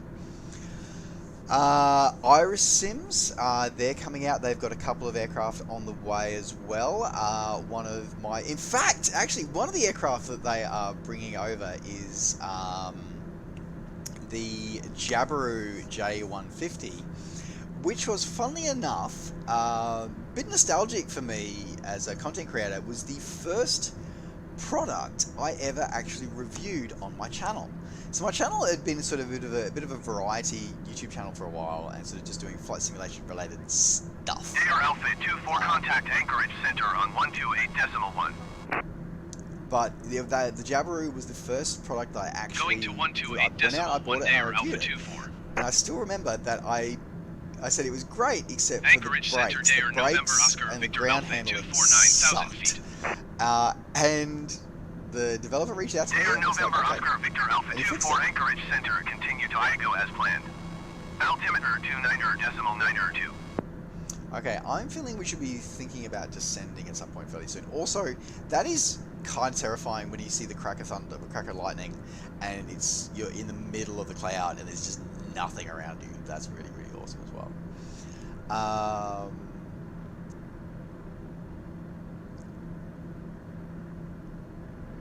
Yeah, it's Nussel 705. Look, it definitely. I mean, I definitely going to have to say, look at Microsoft specs in terms of PCs. Now, bear in mind that tonight we've already witnessed that even so, my specs, mine's considered to be reasonable, the high end, except for my graphics cards. My graphics cards are a little bit thing, and ATC, unless I change altitude, ATC are going to fly me into a mountain. So, excuse us.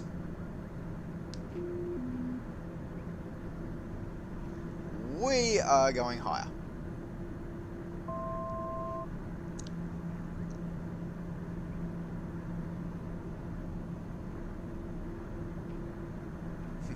I prefer to have a little bit more separation over those mountains, thank you.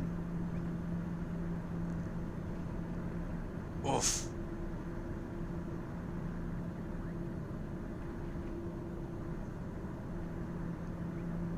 Because there's a peak right in front of me, and that just literally loomed out of the darkness. So I'm like, yeah, we're going up to 10,000. And I think we're going to scoot off to the side because I'm trying to remember the name of that peak now. Because there was a Microsoft flight thing where you actually... Air Alpha 24, you are 1,200 feet above your assigned altitude. Yeah, I'm staying there. Descend and maintain 9,000 feet altimeter 29.2. I am not descending into a side of a mountain. Descend and maintain 9,000 feet Air Alpha 24. I am not descending into the side of a mountain today. Thank you.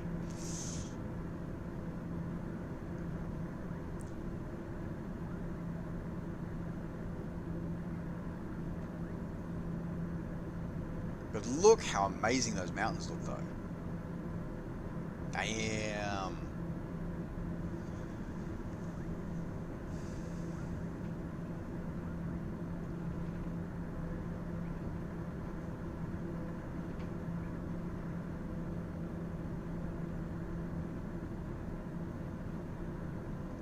Sorry, actually. Okay.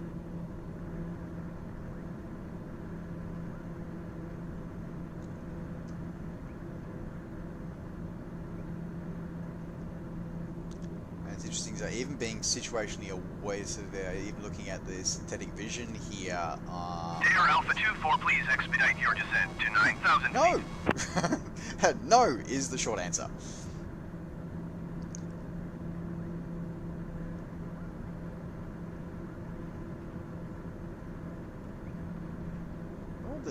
I'm guessing the minimum safe altitude of crossing this ridge of mountains is probably going to be a lot higher than what we've been flying at, would be my guess.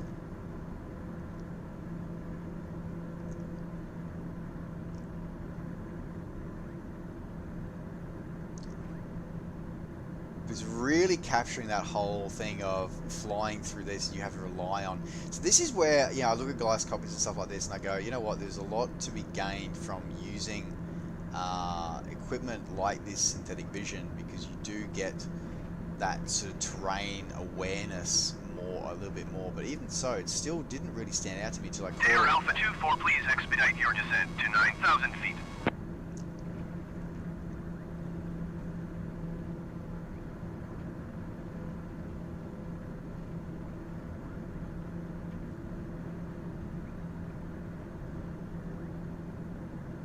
Okay.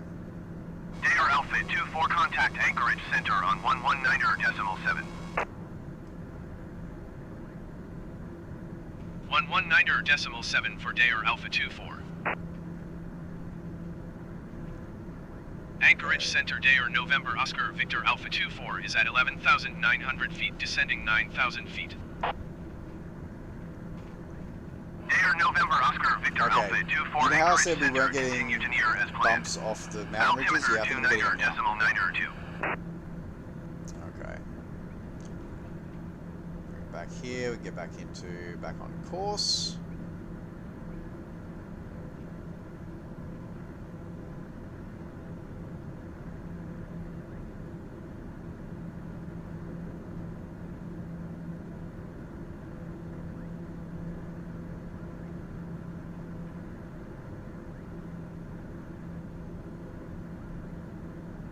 Okay. Oh, hello.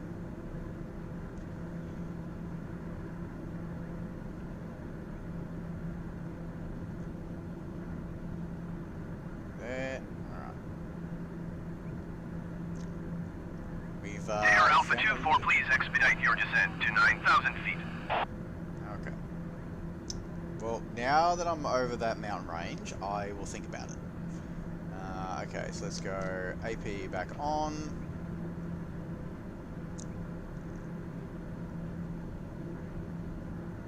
Alright. What?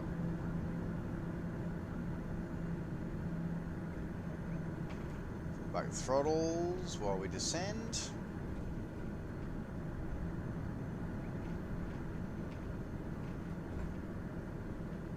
Okay.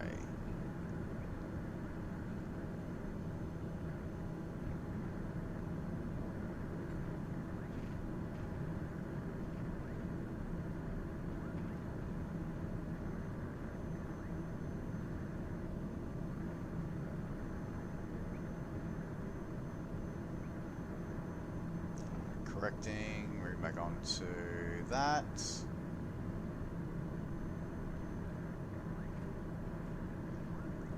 I hope ATC is going to start giving us descent instructions soon though. Well, now that we're over that mountain range, maybe we'll start hearing descent from them. And again, we've got the going back through the storm clouds again, so we've got the precipitation coming through the windows. Also, not through the windows, we're seeing it on the windows. Push our torques back forward again.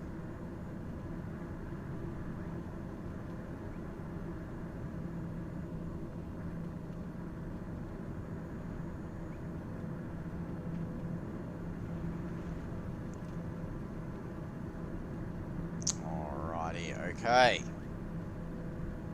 I think the fuel burn is a little, I think our fuel flow is a little bit high for this aircraft. Okay, now that we've, that sort of panic's over for a little bit, let me catch up on chat now. Okay, turn on terrain. Yeah, that's a good tip there, Decker. I think I will, I think I'll do that for the rest of this flight. Mountains feel like I would want to hug you. Yeah, well, no hugging for mountains today. ATC will still fly you into mountains, same as FX. So as much as I think the ATC logic has improved, it also still has a long way to go. I think we've proven that today. It has a weather radar. Yes, we are seeing the weather radar on my center MFD there. The weather radar is there. Mr. Wookie, good night, sir. Sleep well. Thank you very much for joining here. Sweet nightmares about coming through the other, absolutely. Different kinds of radar depending on the aircraft. Well, that's very true. So as I said, like so far, I've only turned the radar on in this aircraft, and because I know it has one, because there's a big radar pod sitting out on the wingtip. So we'll see how we go when we get onto other aircraft. There we go. Okay, so we're currently sitting at 9,000. About 10, 11 nautical miles from our next waypoint before we start turning across. As I said, we're still supposedly doing a visual approach into runway 25 here. This is going to be interesting. What I feel like I should do perhaps is going to be turn on the visual guidance, visual docking guidance system. No, the visual landing system I should be turning on. Anyway. Not gonna lie, me as the virtual pilot almost puked a couple of times on this run so far. It's been entertaining and challenging, and one of the best things I've done so far. So absolutely loving this one so far. It's been awesome. Alright, but what we are going to do is, as you suggested, we're going to turn our weather radar off. Let's go to...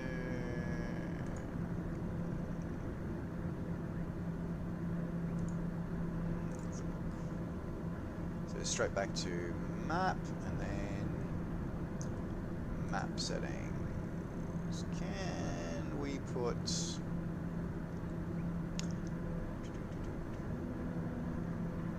Oh, interesting. You can't put the terrain lines on that one. That's interesting. So, on the... Let's have a look.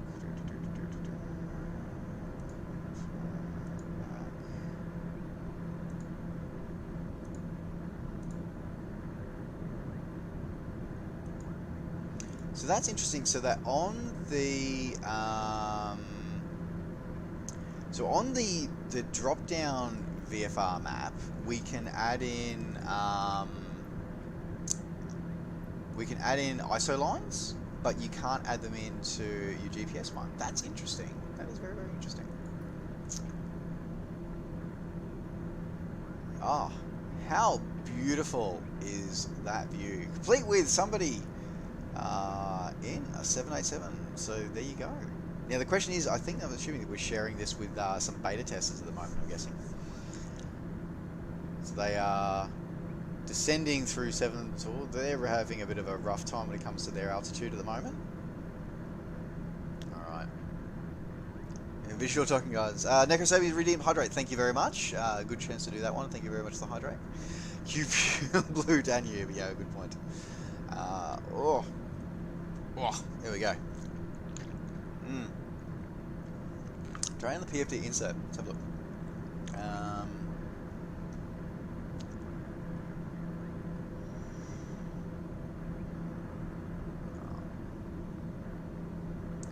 It's interesting these buttons are there, but they don't actually do anything on these.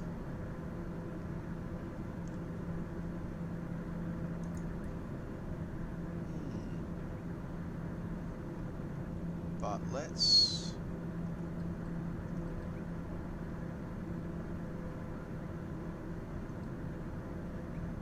Alright, if we haven't received any altitude changes by the time I think we hit our next waypoint, we're going to have to start descending on our own, I think.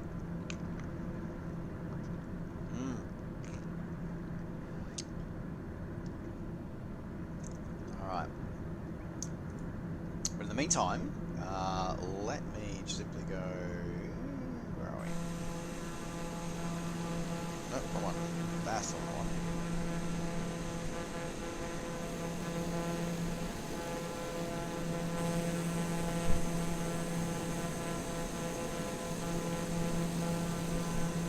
A couple of beautiful screenshots for this aircraft while I'm here.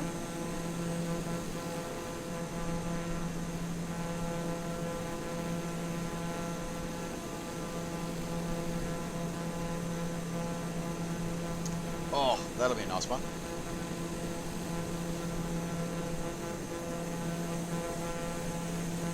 Yeah, interesting, even with our de-icing on, we can now see how much icing that we've attracted on the aircraft, even with our de-icers actually on. That's insane. Look at that! It's been a cold trip, that's for sure.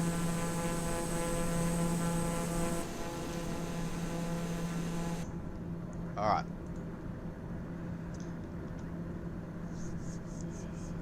Okay. The weather does definitely look menacing, does it not? There, Bogey at E6, it really does look menacing, doesn't it?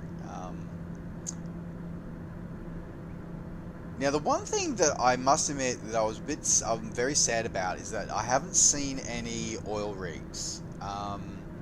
So I did a bit of flying. I said, well, I have to fly, maybe not in tonight's stream, maybe in tomorrow's stream. We might go. We'll see if we can find any oil rigs anywhere, because I haven't seen any yet. It makes me sad that I haven't seen any.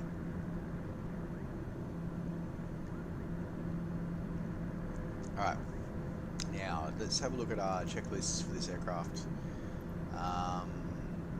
Let's go to my checklist lists. Okay, so we don't have any descent checklists or anything like that. That's fine. Okay.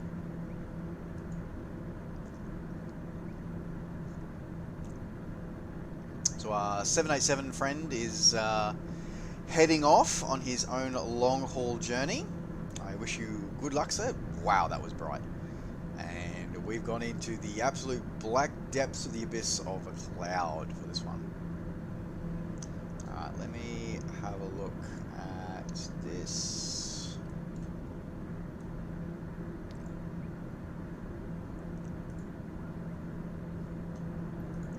think we're going to have to start talking to ATC to start changing our request cruising altitude decrease. Let's go down by 4,000 feet. Anchorage Center Dayer Alpha 24. Request 5,000 feet. Dayer Alpha 24 descend and maintain 5,000 feet. Okay.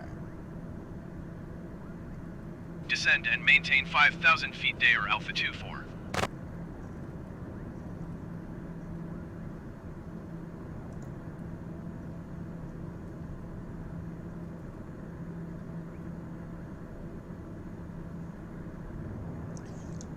Oh, it's a bit menacing, that weather, as we're coming through that now, so we'll descend down to 5,000.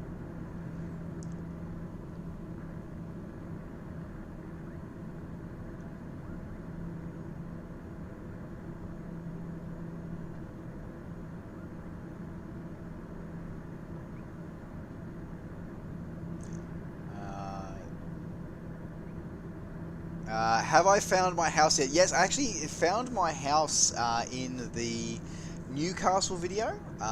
So we did an orbit over my house where I'm currently living. I was planning on doing before I became before I was asked to do this view and do this live stream. I was going to do a view of my old house in Brisbane, but we may do that again. As I said, maybe we'll save that for tomorrow night's stream. We might do that for tomorrow night's stream. I think we'll do that one because this has been fun so far. Okay. I'm going to be grabbing a jacket after this. It's getting a bit chilly here in my current part of the world. It's going to get a bit chilly. It's been going on a bit hunting here.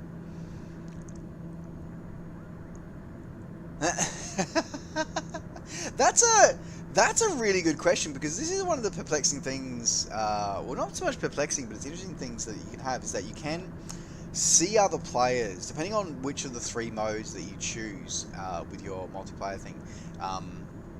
You won't necessarily have the same weather, so you'll be sort of see me bounce Dayer around. Alpha 24 contact Anchorage Center on 125.7. Okay. 125.7 for Dayer Alpha 24. Anchorage Center Dayer November Oscar Victor Alpha 24 is at 7,200 feet, descending 5,000 feet. Alright, so we're heading down. I want to get that Dayer November Oscar Victor Alpha 24 Anchorage Center, continue to Tango Echo Delta as planned. Altimeter 29.92. Okay. It's the one thing I think that is a little disappointing though about these preset. Maybe not disappointing, but it's of note is that these preset weather patterns, they don't have any changing barometric pressures. It's always the same consistent 29.92 barometric pressures. You're looking for okay. Dayer Alpha 24 contact Anchorage approach on 126.4. Are you all taking bets on if I'm going to break this aeroplane on landing because we have damages on? 126.4 Dayer Alpha 24. I swear. Anchorage approach Dayer November Oscar Victor Alpha 24 is out of 5,900 feet for 5,000 feet. Dayer November Oscar Victor Alpha 24 Anchorage approach, continue to Tango Echo Delta as planned. Altimeter 29.92. Well, the go-arounds will be interesting. The go-arounds will probably depend more. Well, we'll see how many go-arounds we get, because again, the advantage of the synthetic vision that we have built into this garment, and hopefully that'll help us onto the runway. And be interested to try putting on the VORs.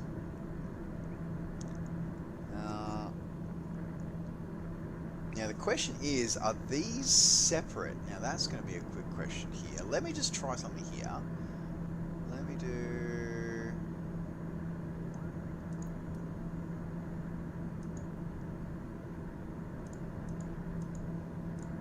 Okay, so, yeah, okay, so the sources are not independent of each other. Okay, I was wondering if maybe you could have, for example, my my co-pilot's PFD be set up showing the frequency for the ILS and showing that one, or whether I could do this one with the FMS on this one. Obviously, they are slaved together. Right. Alright, so we've got 5 degrees outside air temperature. So we're sitting here at 5,000 feet. We are going to need, I think I want to drop down fairly soon. I don't want to drop down to 3,000, I think. Let's go down to 3,000.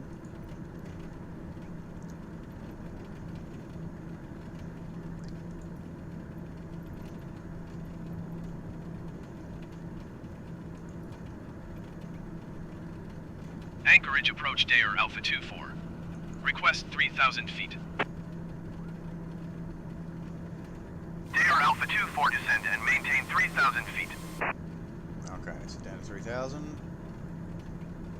Descend and maintain 3,000 feet Dair Alpha 24. Oh. Ah.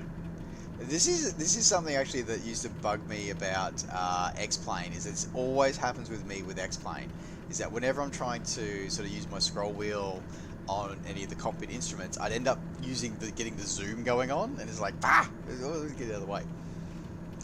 Alright.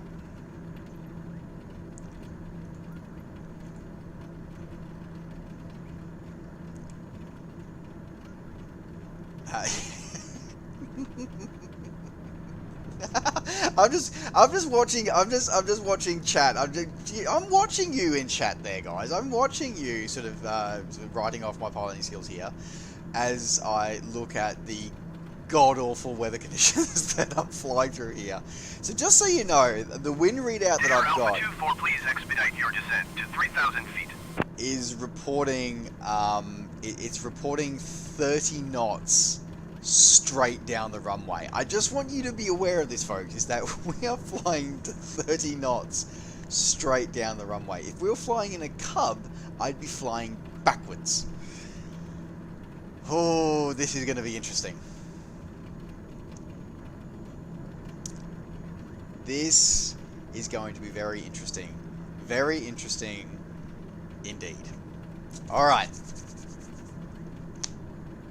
I'm going to need a strong coffee after this, I think. I'm pretty damn sure I'm going to need a strong coffee after this. Alright. Because this... Alright, so that's going to be Anchorage over there. So it looks like we're doing the... Which approach are we doing? Okay. So pretty much this is going to be... Dair Alpha 24 descend and maintain 2,100 feet. 2,000. Oh, look at that! Look at that! Descend and maintain 2,100 feet Dair Alpha 24.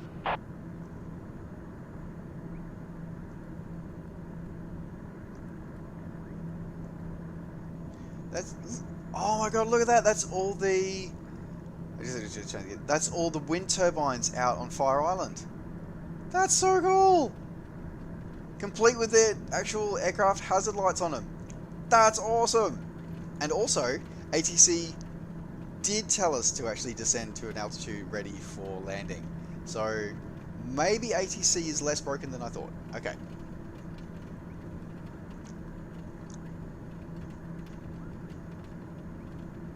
Now, bit of a frame, couple of frames just got jumped there, so I'm guessing that we just started loading in. Some of Anchorage just got loaded in. Oh, do I see rabbits? I do see rabbits up there. Okay, so we're going to start backing the throttles off.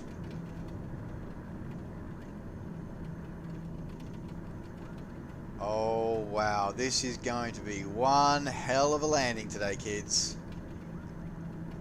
Alright, ladies and gentlemen, we are coming in for our final approach. Please make sure that you have your tray tables safely stowed and your seat backs are in the upright position, and you have your bath bags at the ready, and if you can, kiss your ass goodbye, because this could go horribly wrong very, very quickly. I feel this is going to end up being a tactical approach. Alright, 200 knots. Slowing down.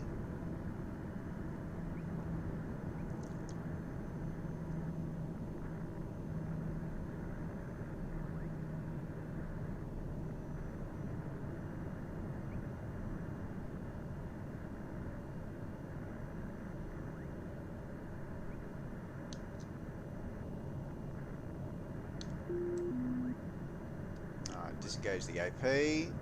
Hand flying it now. Are they sending me for 2.5 left or 2.5 right, I wonder?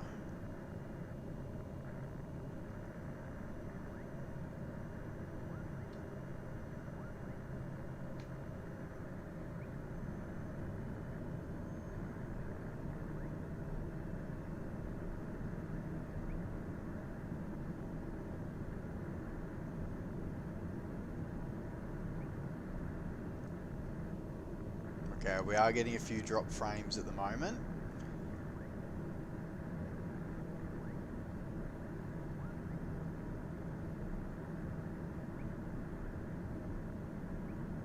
I just took a major hit on my frames here, folks.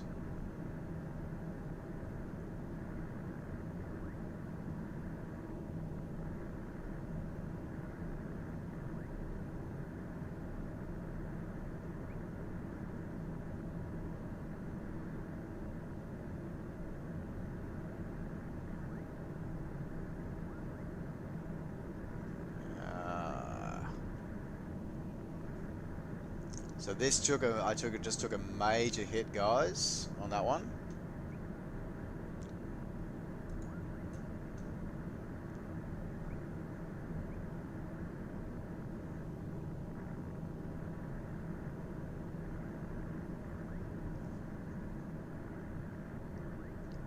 Oof.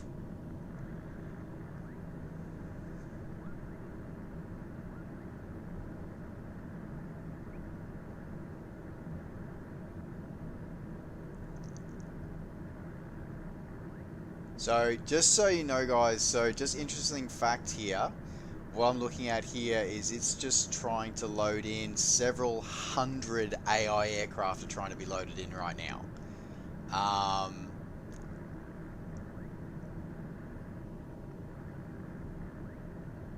I'm literally looking at, I think about 120 AI aircraft just got loaded in.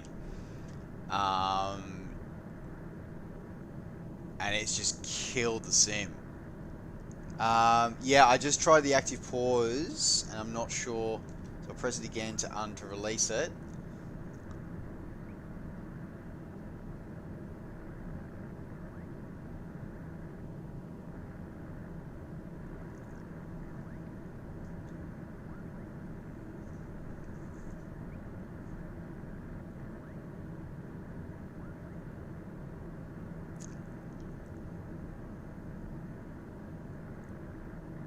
If we've flown all this way and we can't land, I'm going to be most upset. I will be most upset.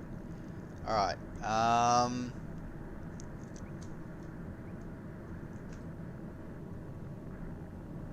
I can't even load the sim menu to be able to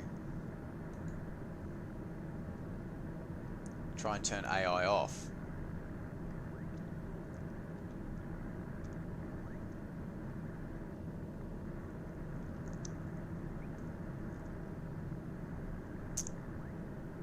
Ladies and gentlemen, I think we just broke the new sim.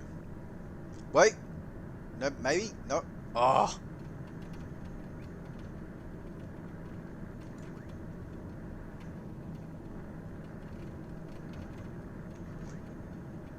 Come on. You can do it. Come on, sim.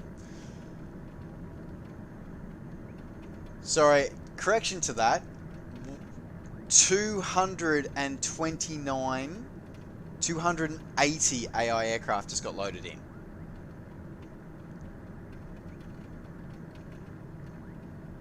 Yeah, they've got to do something about this. This is ridiculous.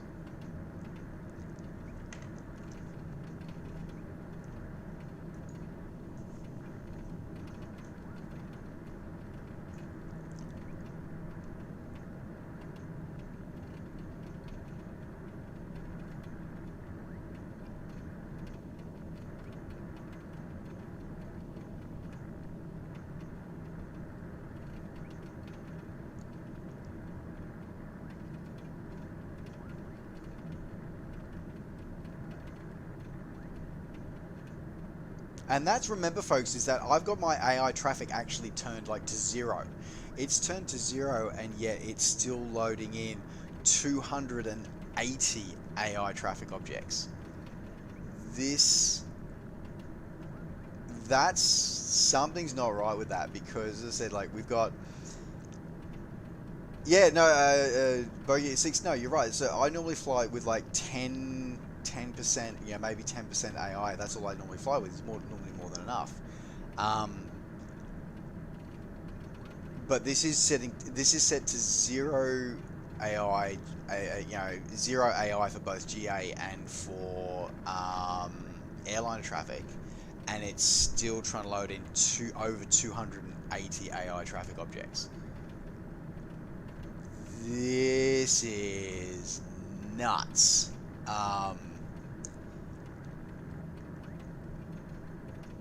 Yeah, I think live AI or none at all, it seems to be the way, because this is awkward. Incredibly awkward. Let me have a look.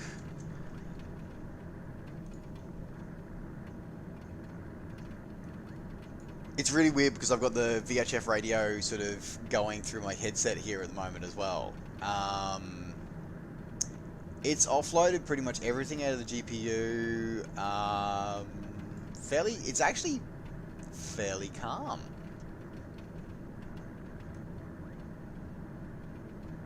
So it averages sort of around about 6 gig of RAM being used.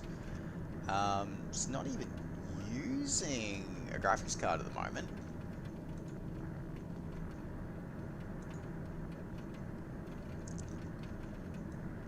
Pumping out plenty of, it's pulling plenty of CPU cycles though at the moment. I'll tell you that much. Well,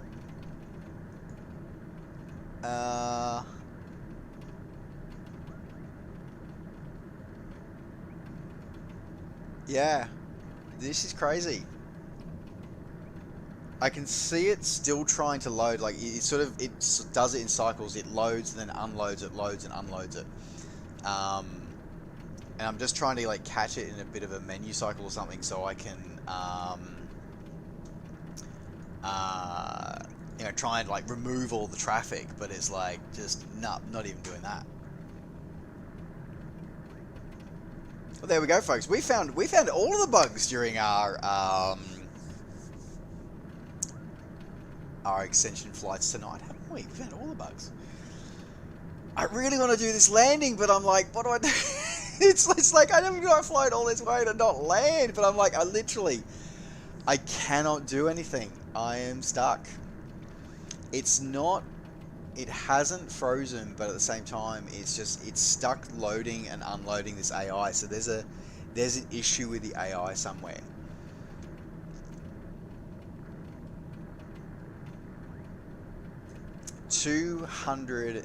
It's bouncing between 97 and 280 AI objects between Anchorage and Merrill. I had no issues with performance until it started popping in the traffic here for Anchorage, and then it's just gone to dead. I did try the active pause trip, but it's just gone. Yeah, but the problem is that it's got so many cycles going at the moment that it's not detecting. So we had the same issue earlier when we were trying to at KSFO, is that it wasn't picking up the button click or the keyboard's keystroke because it was missing that cycle of the CPU.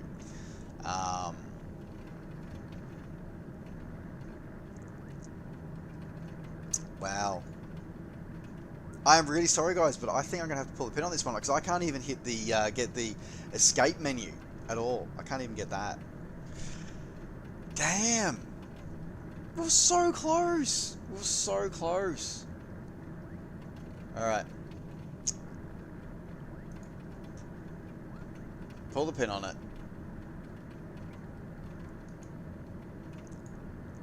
If I can even close it. There we go. Okay.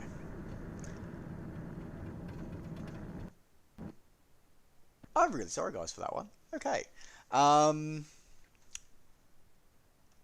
Let's look at the aftermath of that. That's a good chance to have a look at the aftermath of that. So let's restart it. So it's unloaded everything. Yeah, all good. Okay. Let's relaunch. I'm curious now to go back. I want to go back and I want to have a look at... I don't know. Well, let's find out if there's a resume flight button after restart. Let's find out. It'll also be a good chance to have a look and just confirm what I thought, because I thought I'd set to the AO traffic to 0, but let's make sure on that one. Let's make sure on that one. Yeah, I think again, this is part of the good chance of being able to put, and I'm really grateful, as I said, I'm really grateful to Asobo and to Xbox AUNZ for putting this into my hands to be able to showcase what to you guys what it's like in real world conditions. Because I know sometimes people think that, because especially with YouTube creator content more so than streaming, is that you guys get what's after the cutting room floor as it is, and there's just hours and hours and hours of footage, which never makes it to your TV screens and your screen time globally. So this is a chance to. This is one of the reasons why I enjoy streaming, because you get to see behind the scenes for all this stuff. Okay, so let's load in.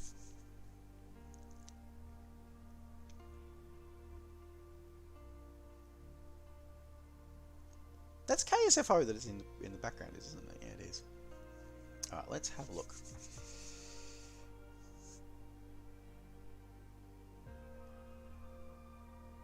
Definitely gonna need a coffee. Well, Necro, I still owe you another storm flight, I think. I still owe you another storm flight.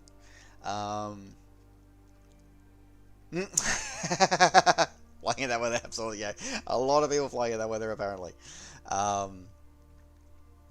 yeah, it was really fascinating just watching that traffic flash in and out at there. It was just absolutely crazy. I'm pretty sure even computer, like, I'm pretty sure AI wouldn't want to be flying in that. Like, why would you? Like, it's only people like us that were crazy enough to be flying in that gunk. Oh, excuse me. Oh, dear. I think this might be our last flight of the night. Someone has to do it and everybody does it. Very true, Bogey. Very, very, very true. Very true. Oh. Alright. Bring this one over to menu. Oh. Okay. So, first things first, I want to have a look here. Let's go to general. So first things first, let's have a look at traffic. So we've got AI offline traffic. So generate artificial traffic using settings below to customize traffic density. Traffic density is set to 0. Ground aircraft density is set to 50. That's interesting. Okay, so basically it's gone...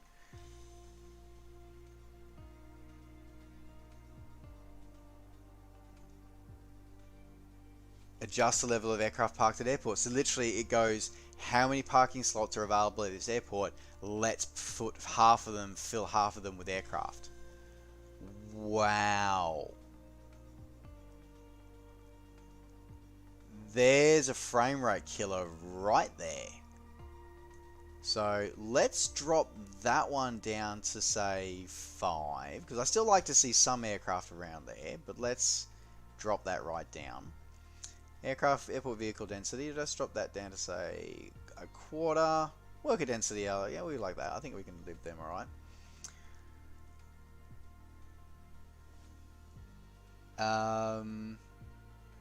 Can you go to rudder pedals? Yeah, yeah, no worries in a sec, mate. Just give me a sec. Okay, so that should be good for that one. Okay, that's good. So let's do apply and save. Okay.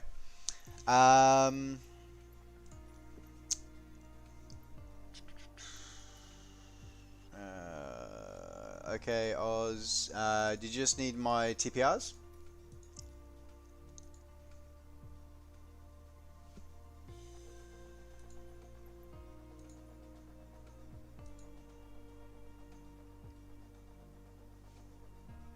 There you go, Oz. Is that all you need?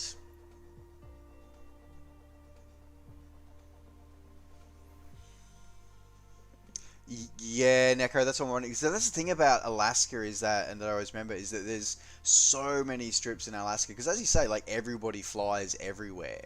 That, yeah, you start putting, 50% of those airports populated with aircraft all the time, then it's going to be a lot of... There's a lot of triangles that are starting to get thrown around there, that's for sure. Excellent, no worries, I was happy to help as well. So, now that we've tried that, what I want to try and do now is there a resume flight option? No, there's not. But it does remember our flight conditions. It does remember our aircraft, and it remembers our place in the world. So that gives us something. All right.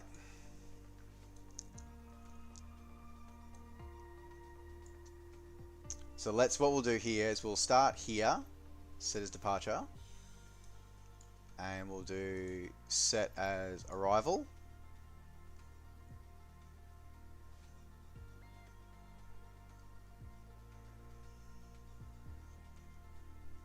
All right. Conundrum, thank you for the follow. Welcome to the crew.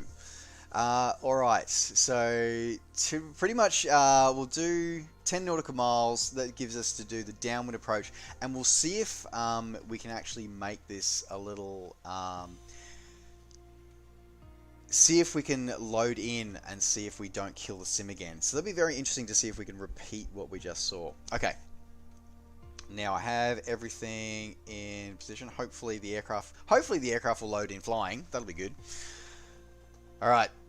Are we ready? I'm not ready, but let's do it anyway.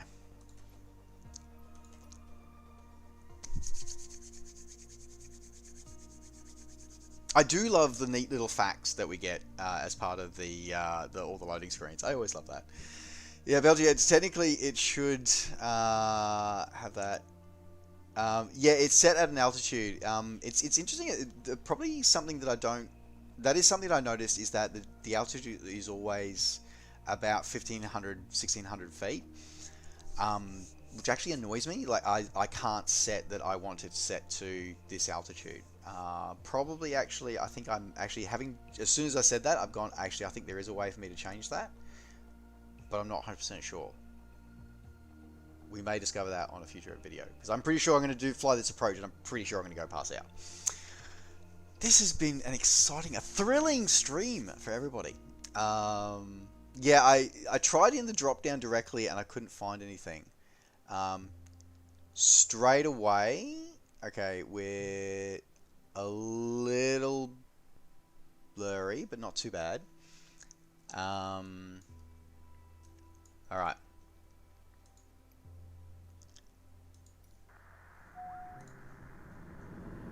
Anchorage Tower Dayer Alpha Sierra X-Ray Golf Sierra Alpha is 11 miles west with whiskey to land. All right. Dayer Alpha Sierra X-Ray Golf Sierra Alpha Anchorage Tower. Make left downwind runway 15. Altimeter 29.9 to wind 250 at 51. All right. What are we doing at 7,500 feet? We need to change that. Enter left traffic runway 15 Dayer Golf Sierra Alpha. Okay, 10 nautical mile final. Oop. Nope. Already struggling again, and I lost my TrackIR. That's annoying. Why did that happen there?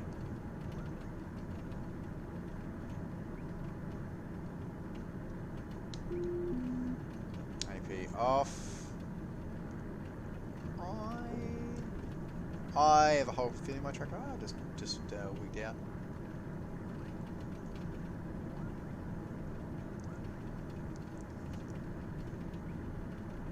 This is going to be interesting because my TrackIR just freaked out. That's not sim related, by the way. My TrackIR just decided it didn't want to play anymore.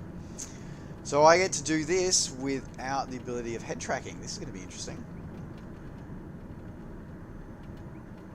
Alright, we need to bleed off some altitude really, really fast right now.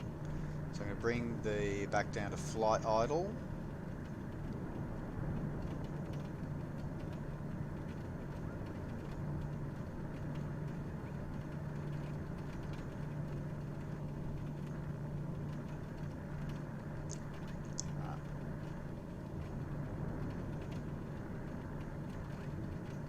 I'm just going to hit active pause for a second.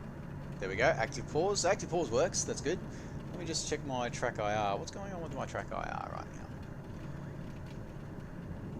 So my TrackIR is working, but it's lost connection with the sim. So let me just restart it.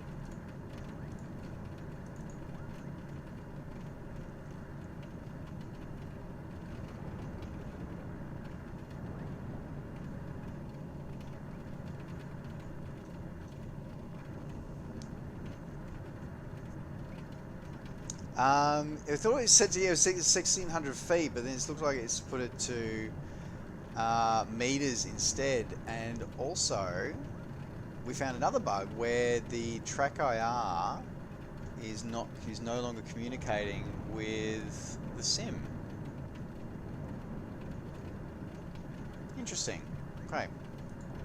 All right. So what we're going to do is we're going to make sure we turn our inertial separator on. So by the way, folks, the active pause, by the way,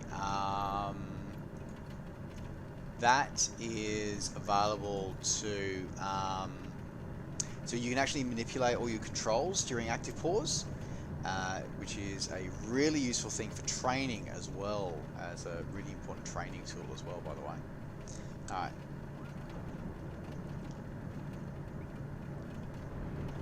So a couple of things that we've noted tonight is that when the sim has issues and restarts, for example, like we've done so far tonight, when we had that issue, okay, so we closed the sim, we killed the sim, because I had to control alt delete to kill the sim. Whatever it is that the connection between the sim and my TrackIR didn't reset with it. So it's meant that when I've relaunched the sim, it hasn't launched, it's having trouble reconnecting to TrackIR again, which is really interesting. So I'm going to have to rely very heavily for this approach on our synthetic vision systems here for this one. I am Sean YT, welcome, thank you for the follow, welcome to the crew, enjoy your stay. We are doing a very stormy approach here into Anchorage today after a bit of a challenge.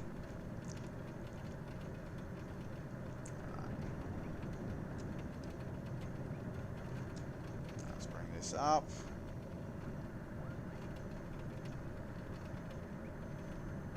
Alright, turn base.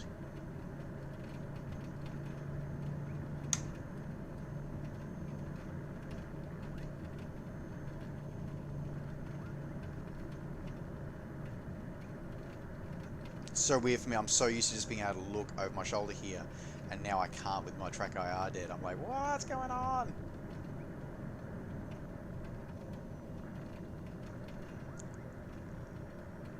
Okay.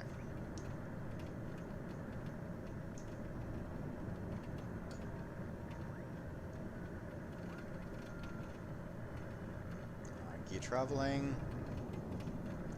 Still really high.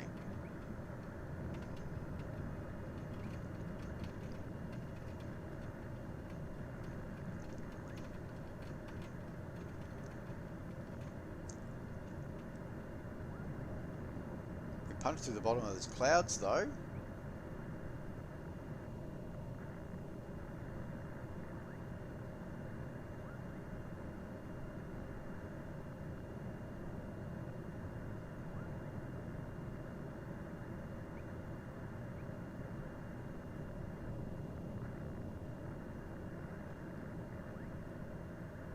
Definitely overcorrected from that.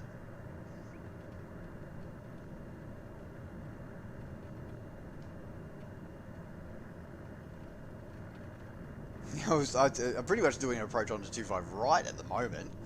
Let's get back over to 25 left.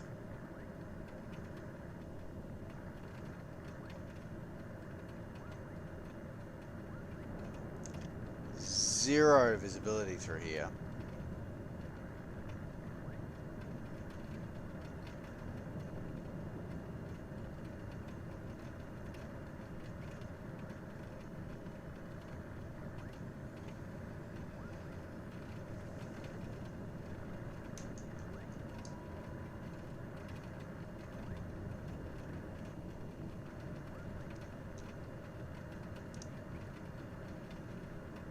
Okay, I have got zero visibility, purely relying on the synthetic vision system at the moment. This is terrifying. I know it's only a desktop sim, but this is terrifying.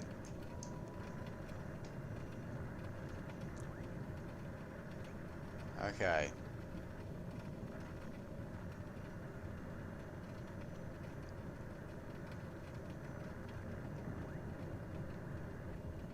Alright, I think Jesus.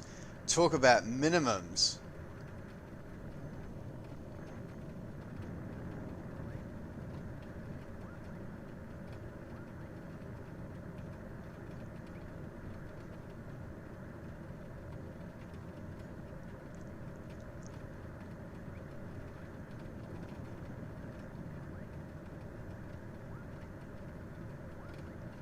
Oof, what a gust there.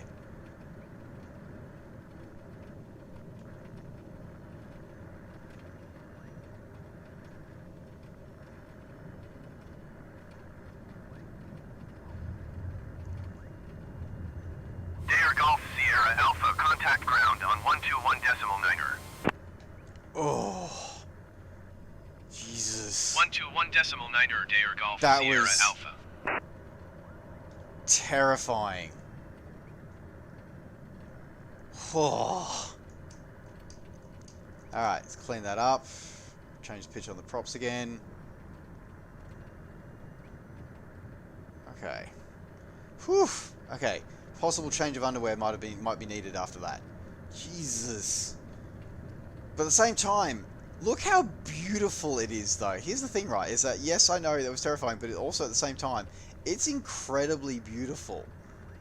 Like, that bolt of lightning there through the sky and on the top there, like, it's an incredibly beautiful sight. Oh wow. Damn.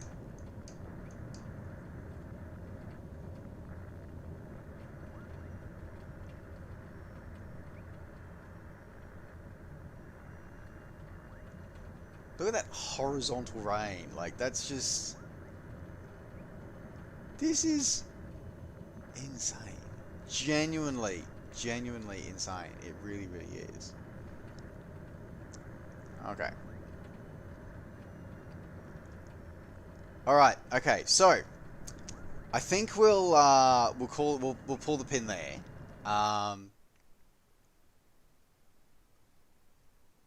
But wow. There's a lot of wow going on in that factor. Look, it's just even in the background there, just look at the videos going there. Okay. Alright, we've learned a lot tonight and so far in this one. We've learned a lot because we've seen that the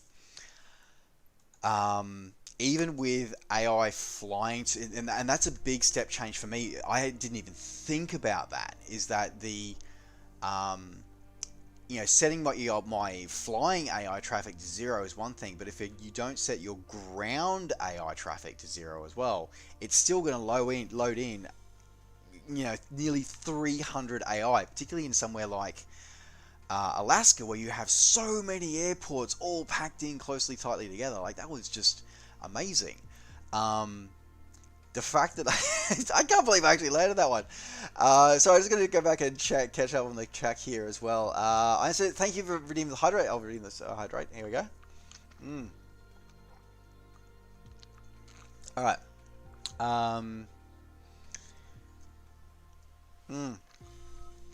So yeah, I found that the Star Cruiser project out of the menu, the go-to part.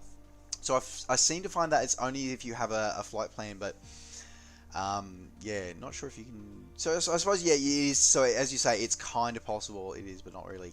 I did have my inertial separator on, thank you for that landing. Minus 1000 visibility, it was terrible. High settings with a 1060 and a Ryzen 5. So Warfare Killer 09, so all I'm going to tell you is that I'm running an i9 9600, whatever it is, and a 1080.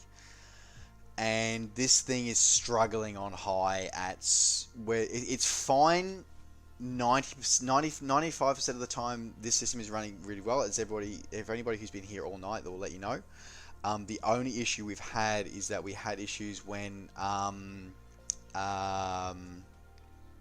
we hit some of the handcrafted high detail airports. We hit a lot of frame rate issues then as well. Necro, did you just gift more subs to the community? Dude, you are I can't. I love you, man. Seriously, I love you. I can't get over how generous you are. I cannot.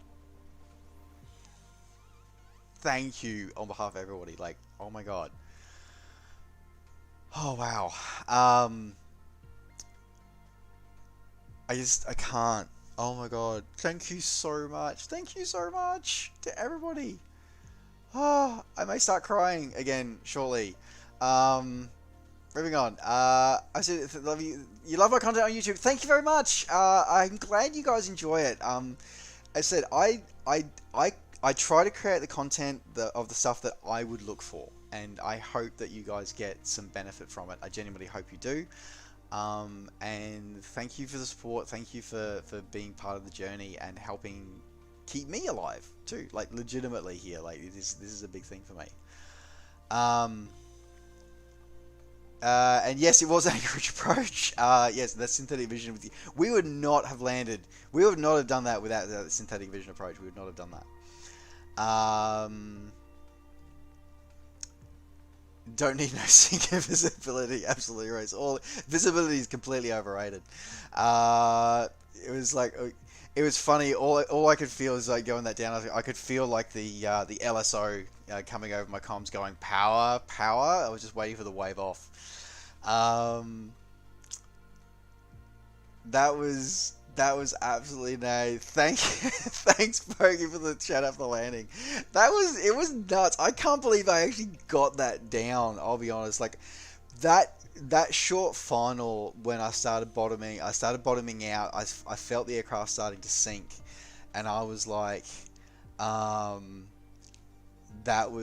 felt it starting to sink, and I pushed the power back on. And I was thinking, I know PT6s. I know the engine that's in that aircraft.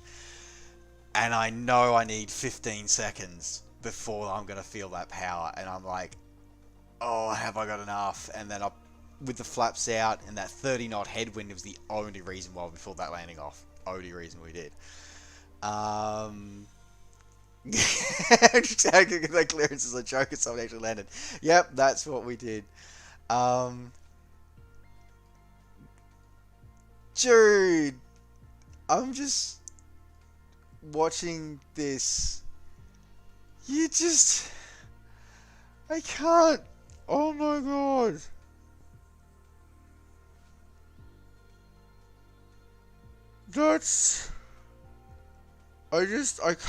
I can't get over how generous you've been, dude. I can't. Oh my god. Just don't settle. Oh my god. Okay. All right. I need to quickly check something. Okay. So, tell you what, folks, we're gonna do. I'm tired, but we're gonna do one more flight.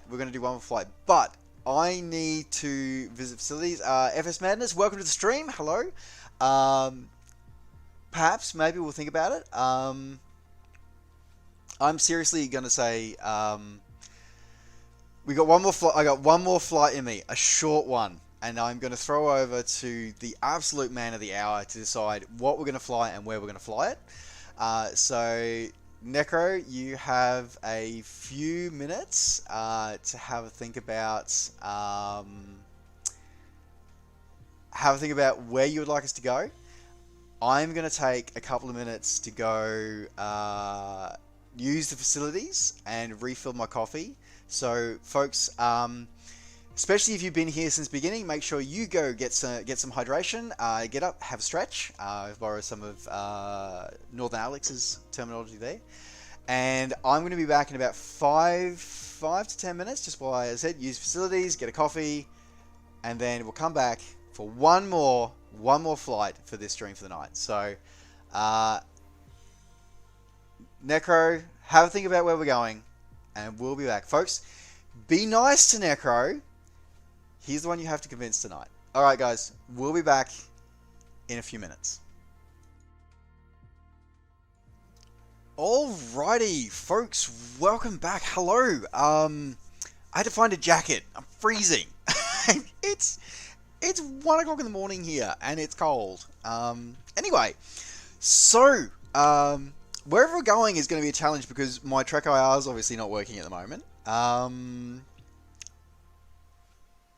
Hello and welcome everybody. I hope you're doing fantastically well.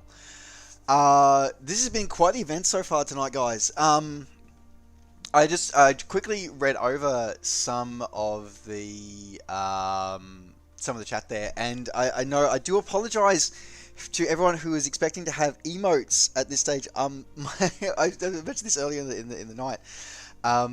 I'm currently working with 2 artists at the moment, finalising down to 2 artists to get emotes made. Because my move to Twitch here was all very...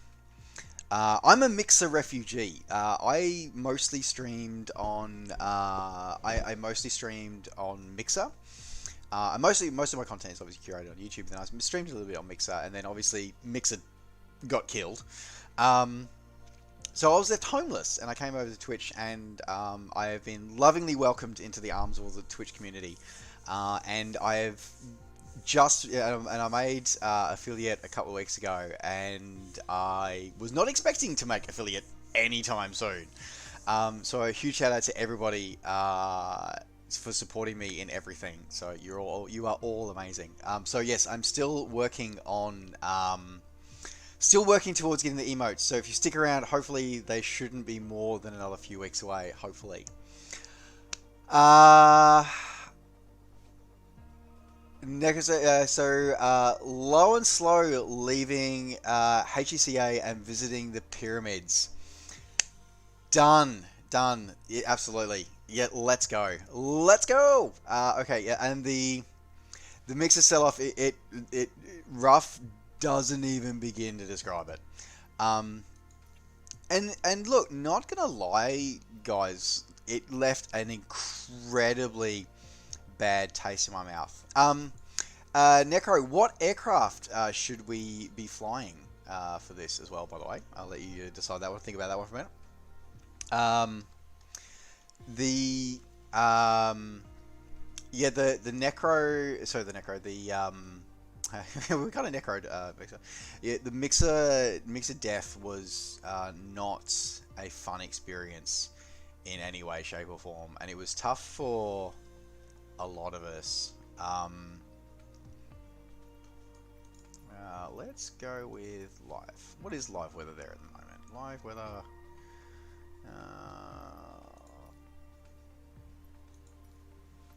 Okay, let's go with live, and let's go with live traffic only. There you go. That sounds good. God, it's almost 1700 there already. Wow. Let's Savage Cub. I think Savage Cub is good. Yeah, okay. Let's try restarting the sim to do that. I think that's a really good suggestion. Let's quit your desktop and hopefully see if we can get our TrackIR working again.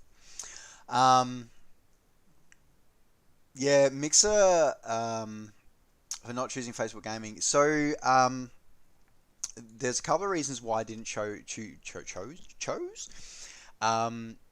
couple of reasons why I didn't choose Facebook Gaming.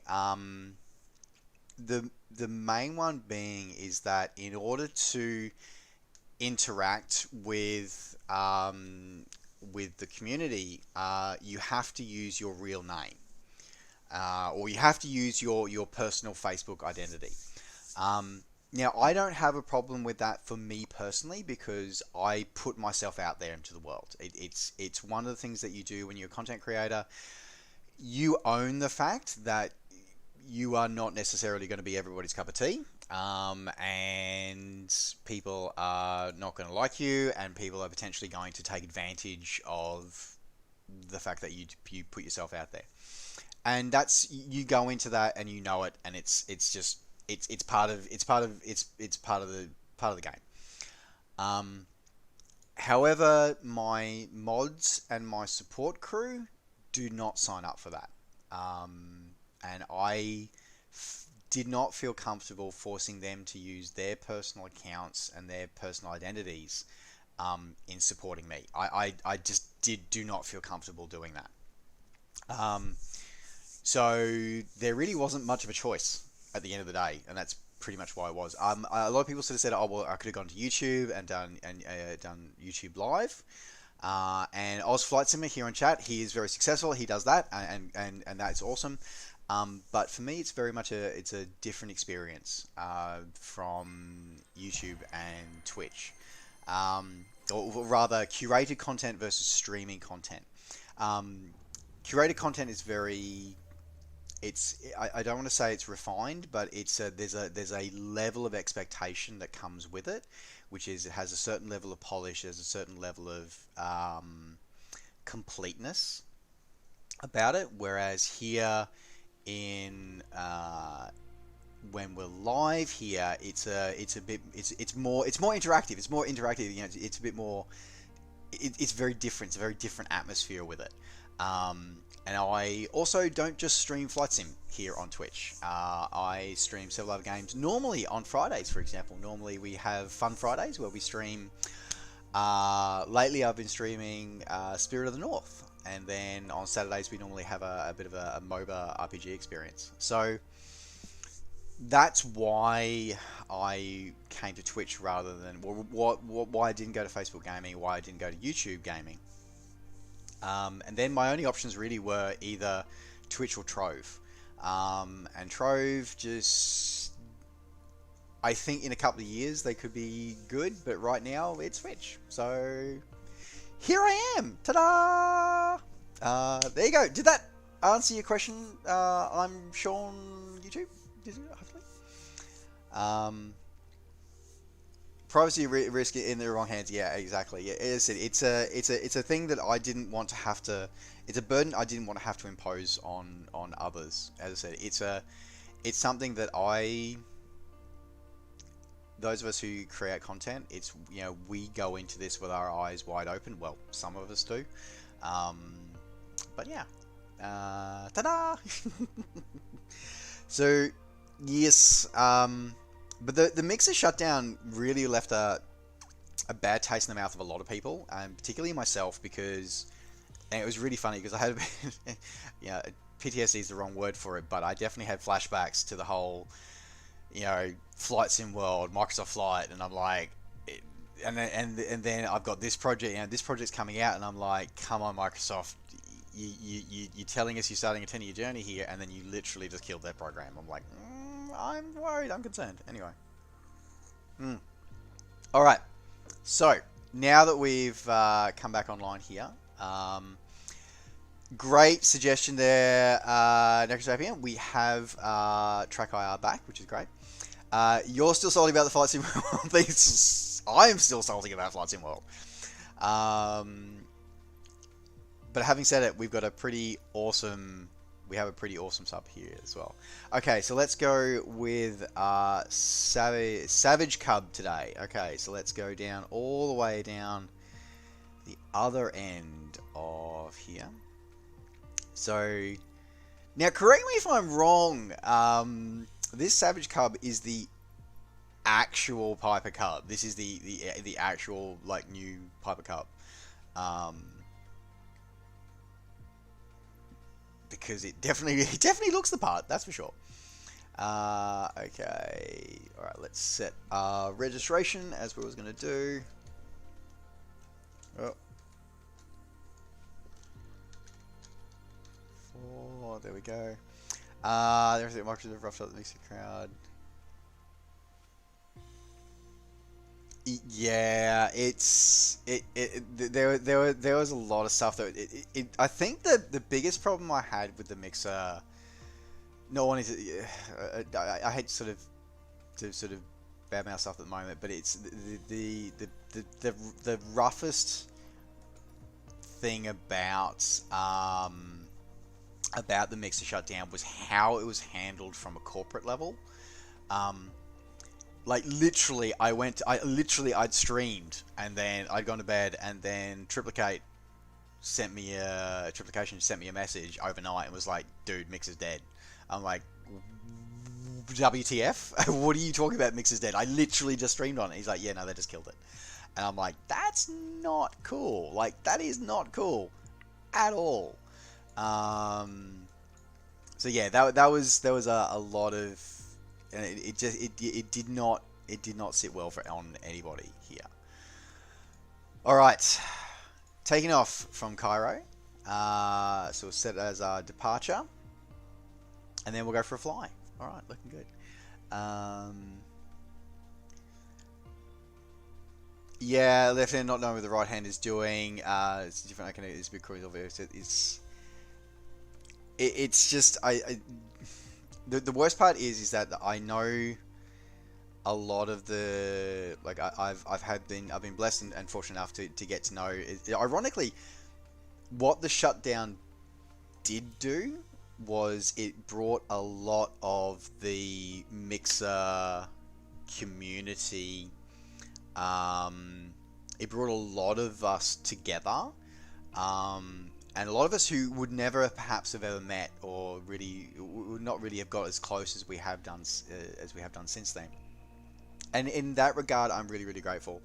And that's why I always look at when terrible things happen, that look for that silver lining, look for that positivity that can come out of it, because it is there somewhere. It might be hard to see at the time, but it is there somewhere. And I've been blessed that I've managed to, I've grown some relationships and at least, loose affiliations now with various people in communities all over the world because of the mixture shutdown. So Little Big Dan, who was in here earlier, Voxy Kitty, and several of the mixer team, AC Pixel, and many of the mixer team I've managed to chat with over this time, because they're just amazing humans, and I got to meet them because of Mixer. So I'm very grateful for that. I still think that the platform should still be there, because it was the only true competitor to Twitch, but it was run into the ground. So there you go.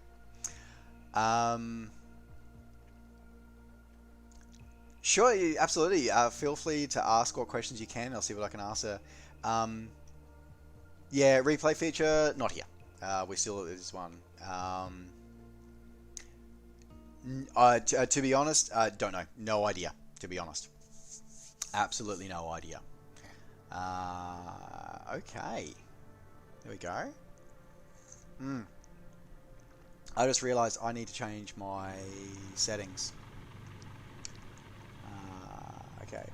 Let's go ready to fly, and then I need to go escape, because I need to go to controls, and we need to go across to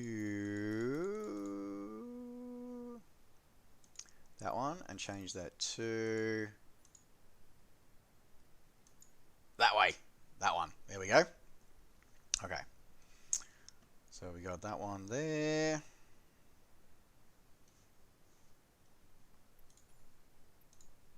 Go.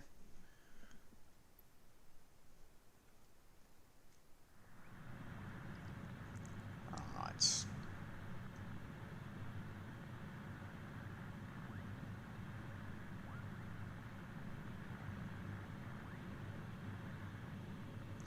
Good. Okay. This definitely fits. I feel like I'm back in FSX with that original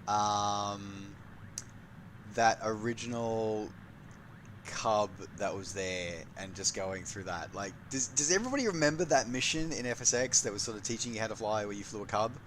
Anybody else remember that, or is it just me? Just me? Okay. All right. What we're going to do here, I'm going to pop out the Vfr Map. We're going to pop that over here on this side, and I'm going to quickly change this one to our flight. There we go. That's what first got me into the fascination of missions and mission creation. Alright, flaps up.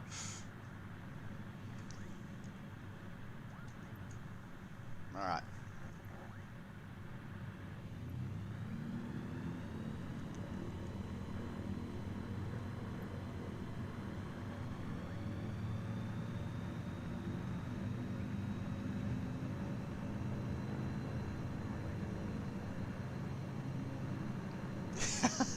I've forgotten how sprightly cubs were. They just leap into the air.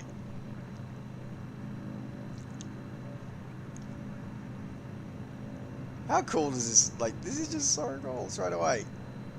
This is kind of flying that I just love. I feel like I should have switched over to my stick rather than the yoke here today, but that's okay. Alright. Now, let's have a look. The pyramid should be south of here, I think. Yep. Okay. Alright. We'll stay fairly low. This would be a good chance to actually explore over the airfield here as well, actually. Okay.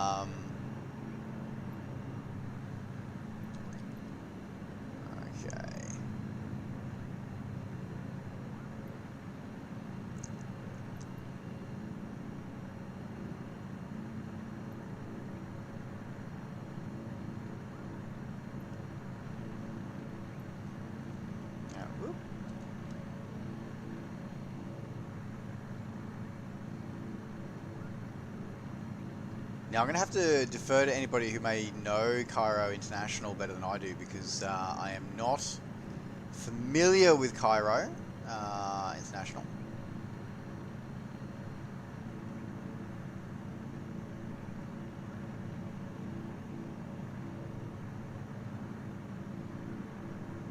Definitely seems to look the part though. That definitely unusual towers over there, so it definitely looks the part. We'll give it that credit. It's amazing, yeah. The fact that, as I said, like this is Lynn Cub basically. This is the original Piper Cub from back in the day. So the fact that this thing is still being made to this day. Alpha 24, you are leaving my airspace. Frequency change approved. Ciao. Cairo Tower, Savage, November, Oscar, Victor, Alpha 24, frequency change. Alright. Cairo approach, Savage, November, Oscar, Victor, Alpha 24 is type Savage SAVG 2 miles west of Cairo, 1,000 feet. Request clearance to transition Bravo airspace. Savage, November, Oscar, Victor, Alpha 24, Cairo approach. Squawk 250 tree. Now, what's interesting about this though is that looking at these buildings, like they're even coloured. So again, I've never Savage Alpha 24 radar contact 2 miles northeast of Cairo. But you know, all the cleared through the Bravo airspace. Yeah, all the footage that we see, the stock footage that we see, sort of shows these buildings in cleared this sort through of the Bravo yellowy airspace, Savage Alpha concrete, 24. And that's exactly what we're looking at as we're flying over it. So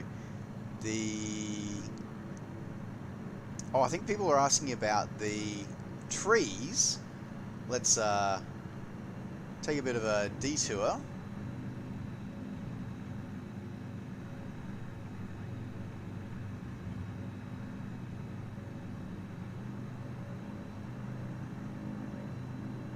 Looks like the trees are slightly more believable in size for the most part.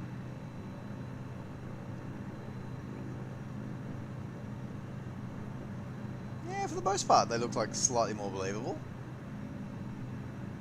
And they're palm trees as well, so they've actually localized the trees as well as being the correct types of trees for the area. I didn't realize that Egypt to this day is still a massive producer of dates. It's one of the world's leading suppliers of dates. The things you learn.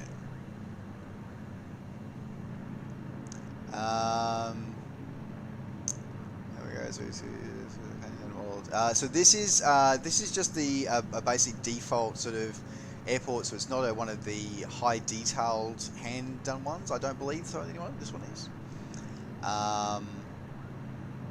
Outrage 87, welcome to the stream. So the preview build was has been offered to a small number of the press or people that are considered to be media.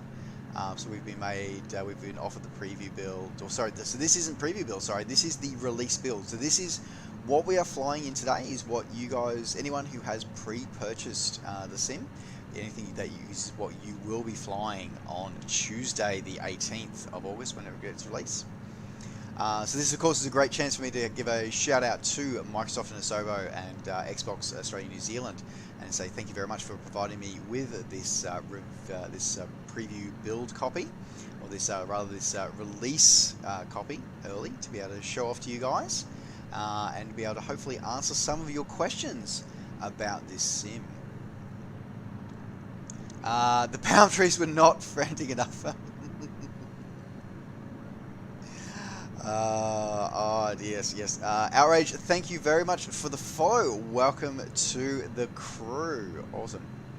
Now, what I'm going to do is I'm going to, because I'm terrible with looking at maps here, I'm going to take this. This is a great advantage because, there they are. I see them over there now. I was about to say, because this would be a great chance to be able to use the point of interest feature that we see in the sim. I might turn that on a little bit later. But I think I spy a couple of pyramids in the distance there. As we head to the other side of the Nile.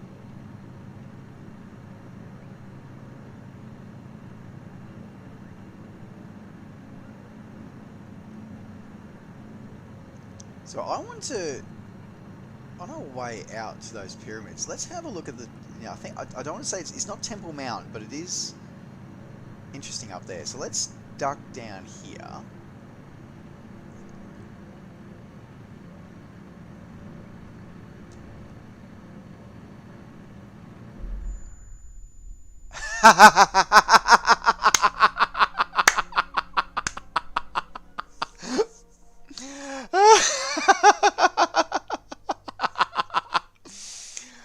Oh, so this is something that probably I don't think a lot of people have actually covered off very well about this, is the damage model in this sim. So one of a few of us received a briefing from Asobo a few weeks back, and they covered a lot of things. And one of the questions that was asked was asking about the damage model.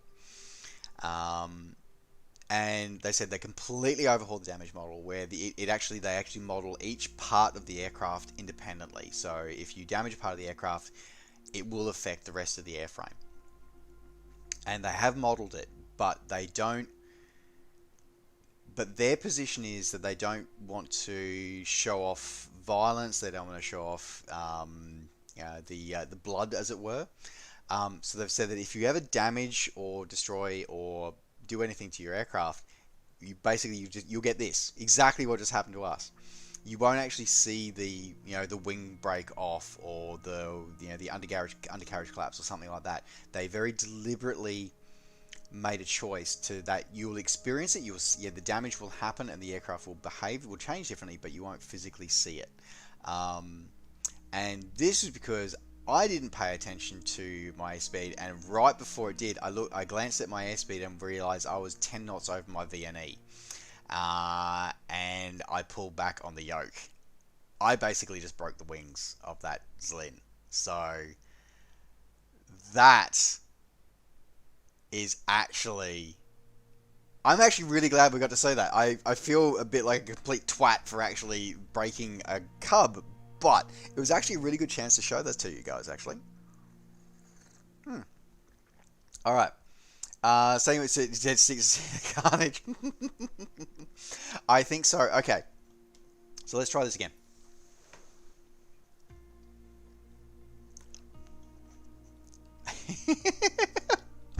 I'm actually, as I said, I'm actually really happy that I actually did that. I wouldn't normally want to say that I was really happy that I broke an aeroplane, but this time around, I'm actually glad that we got to share that experience together. That's awesome. I too, Neko, am looking forward to Dead Stick. I have been waiting for that for so long.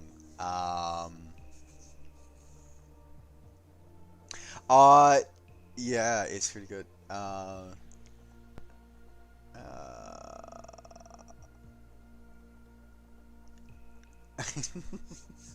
I think Dead Stick is going to be an absolutely amazing sim to come through. It really, really will. But now we've just got this to compete with. Alright. Take two, shall we?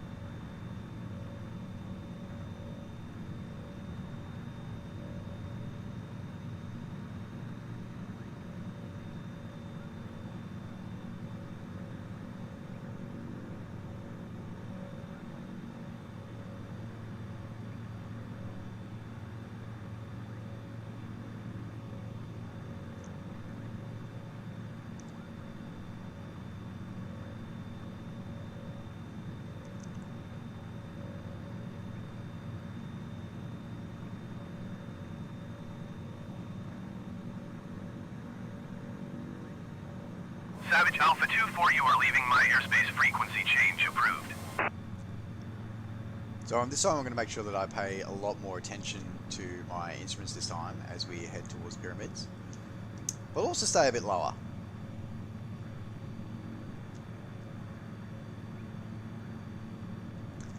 Forget to raise the gear. Yes. Are you able to hand me the spanner that goes with to raise the gear as well? Maybe I have to de-weld them. Hey, wait, how do you de-weld something? Do you de-weld it? Do you de-weld? Savage Alpha 2-4, please acknowledge. Apparently my AI is not doing my comms for me today, which has been annoying. Cairo Tower, Savage November Oscar Victor Alpha 2-4, frequency change. Alright, so we're just gonna go comms silent for now, because we can.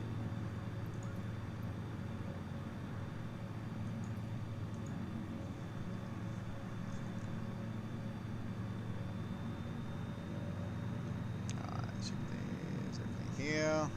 So actually, I haven't, as I said, I haven't flown in this aircraft yet. So this is actually interesting flying this. And as I said before, definitely very much remembering flying in the old, in the default cub that comes with the old FSX.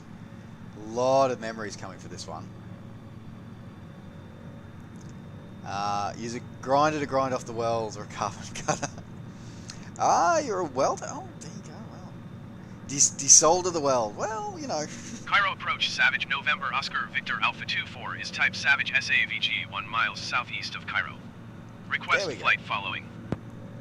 AI finally woke up to the Savage November Oscar Victor Alpha 2-4 Cairo approach. Squawk 7541. Squawk 7541, Savage Alpha 2-4. Yes, I'm a lot Savage more Alpha aware of my 2-4 radar contact 1 airspeed mile and south of tachymeter Cairo, now. 900 feet. Altimeter 29.62. Copy, Savage Alpha 2-4. Really is awesome just Cairo like approach, looking Savage at November the, Oscar Victor Alpha 2-4. Request clearance to transition Bravo airspace. like this is so just looking at this part here, like Savage being able to November follow Oscar Victor along Alpha 2-4 Cairo the approach. main road here in Cleared through the Cairo Bravo is airspace. just And to yeah, okay, yeah, we Cleared look at through something Bravo like airspace, Savage Alpha Orbix's 24. Global Vector, or any of the sort of land class products that have been kicking around for many years for other sims. Really, unless we as owners, we wanted to spend time doing for XP11, investing a huge amount of time and resources and energy into producing our own ortho tiles, or until Orbix has come along and made it a lot easier for us by generating their True Earth family. We haven't really been able to have this true sort of flowing, going through and actually sort of being able to I follow the original IFR, I follow roads, I follow railway lines. Now this is interesting actually. So this is actually something that I highlighted in a preview video, which was supposed to go live a couple of hours ago, but the upload failed, so it's still coming. But if you look as we fly over these roads here, you'll see there's this like light grey overlay over the top of the photoreal imagery. It's like the road that you see in Bing Maps or in Google Maps and on Google Earth, and it's interesting how that's sort of just been stuck on top of the. So it's like that's the vector data where the actual virtual traffic will run along. But it's interesting how it's not invisible. Like you can actually still see it sitting on top of the photoreal imagery. So I'm not sure how I feel about that. I thought it was just something that was in as part of the like the beta and the preview build. So I'm a bit surprised that it's still like that in the full build. I am a little bit surprised at that. Also, getting bounced around all over here like there's nobody's business at the moment, which is interesting.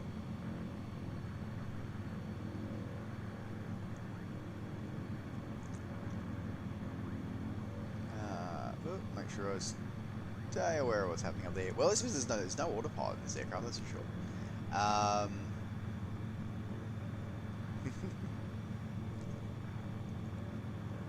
Don't say decimal in the US. I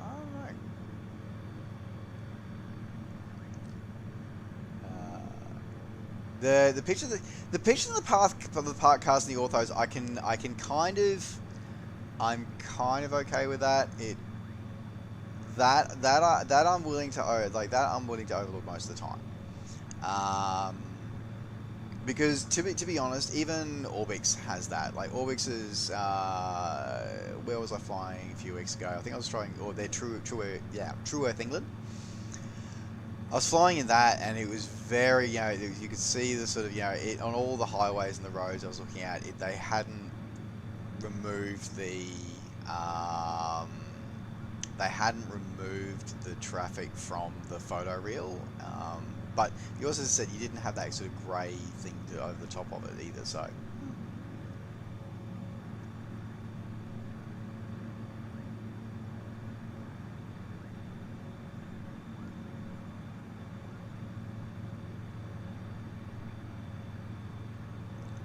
Flight out here towards the. Look at all the pyramids. So we've got more over there. Look how cool this is.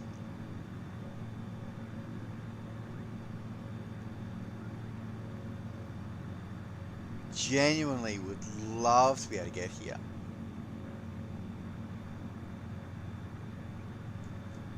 Alright.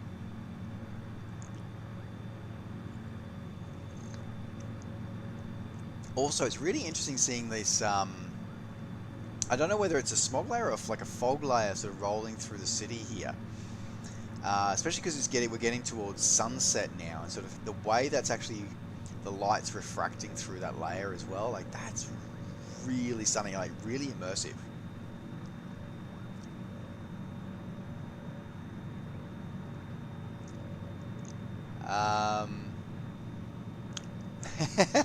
Yusuka, welcome to the stream, and yes, it is a 1-to-1 scale. So, unlike Euro Truck Sim or American Truck Sim or GTA, These distances are 1-to-1. This is a real altitude, real world. So the flight that will take you 14 hours in real life will take you 14 hours or more in the sim. There you go, just so you're aware. This is part of the joys and part of the challenges of this as well.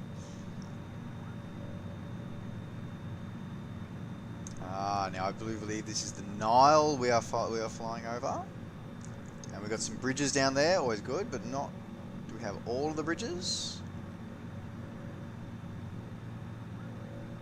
Looks like we have most of the bridges.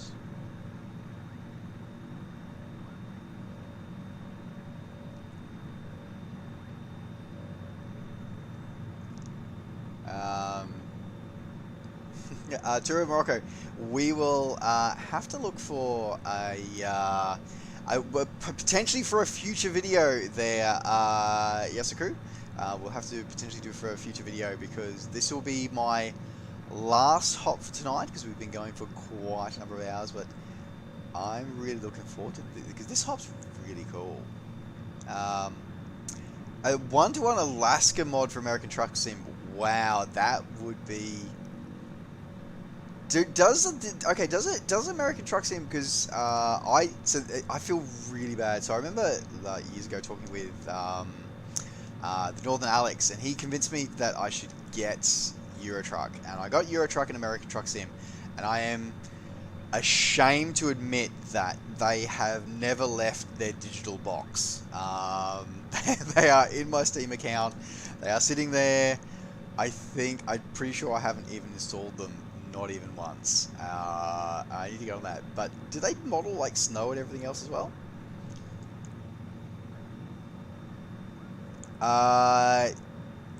Yes, you see. Yeah, the modeling and how graphically beautiful this game is absolutely stunning. Like, it really genuinely is.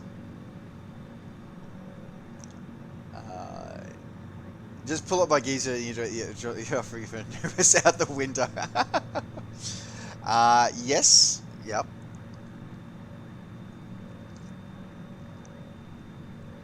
Alright.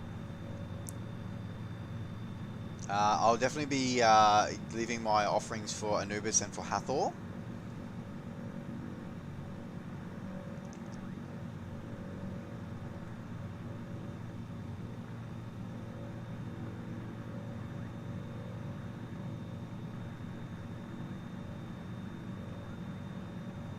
So I think that the big difference that I've noticed with this sim over the legacy sims was the fact that the bridges actually allow traffic on them, which is something that I'm pretty sure, at least I know FSX at least struggled with, and Prepare does not do as well at all. Is having traffic on actual bridges is always, particularly bridges that are not necessarily over river bridges.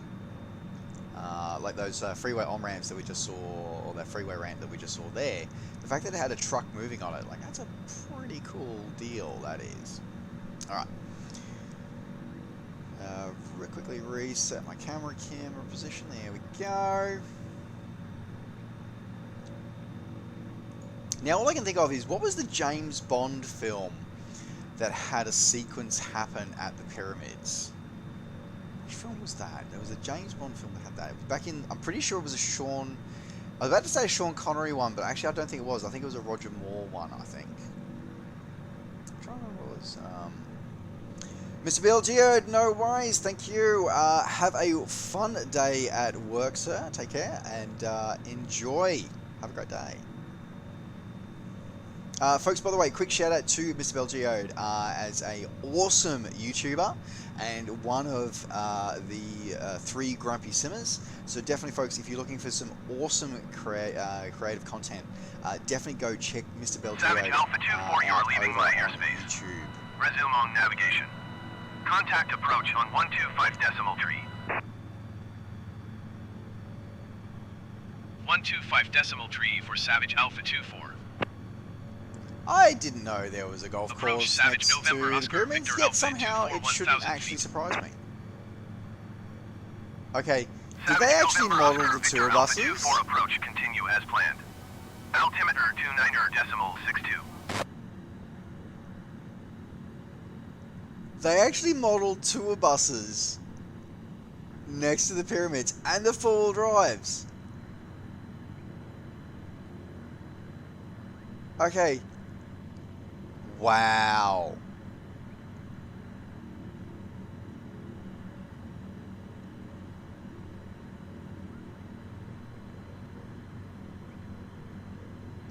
Okay, so it's not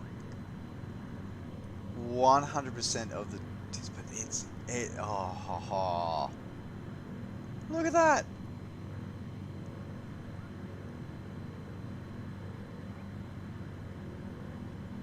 Entrance to the tomb.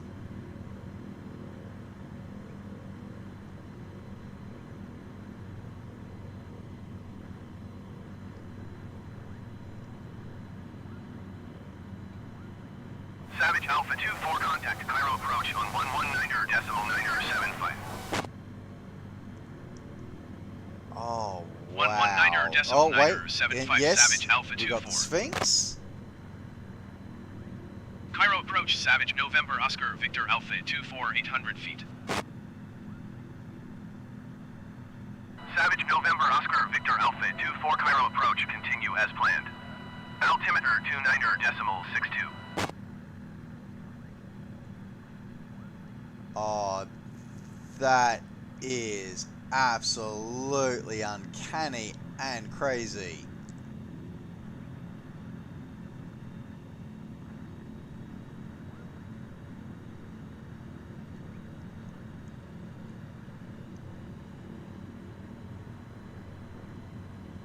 I am just absolutely blown away by that, particularly after, you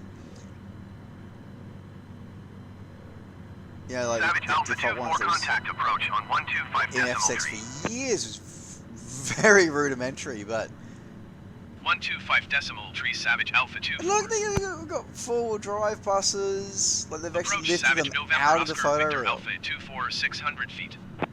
Now, are they perfect? No, but Savage November Oscar jeepers. Victor Alpha 24 approach continue as planned. Altimeter 29.62. Spy Who Loved Me, there was Roger Moore. There you go, excellent. Thank you very much for helping me figure that out, because that was going to bug me otherwise if it didn't. Savage Alpha 24 contact Cairo approach on 119.975. Visitor Center. 119.975 for Savage Alpha 24. Wow, Cairo approach folks. Savage November Oscar Victor Alpha 24 700 feet. Savage November Oscar Victor Alpha 24 Cairo approach continue as planned. Altimeter 29.62. That is insanely crazy. How far has our simming Cairo experience approach come Savage November Oscar Victor Alpha 24. that Request clearance to transition Bravo airspace.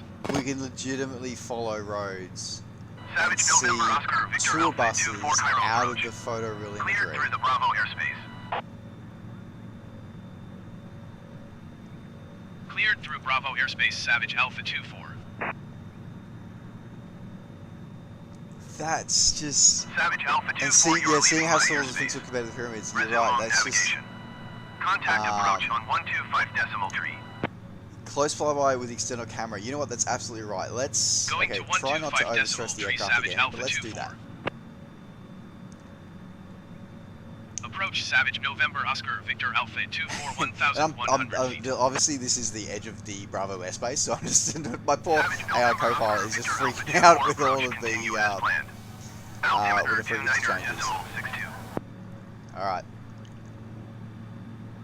Savage Alpha 24 contact Cairo approach on 119.975. 119.975 for Savage Alpha 24. Cairo approach Savage November Oscar Victor Alpha 24 800 feet. All right. Let's Savage November see Oscar how Victor this Alpha goes. 24 Cairo approach continue as planned. Altimeter 29.62.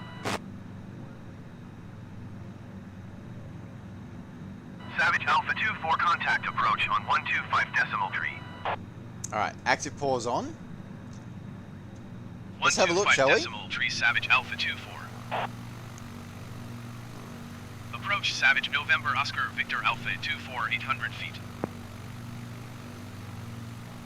Savage November Oscar Victor Alpha 24 approach continue as planned.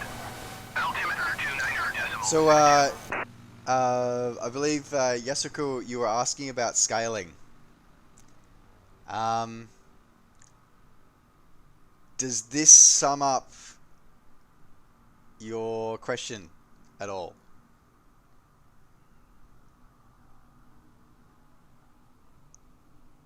That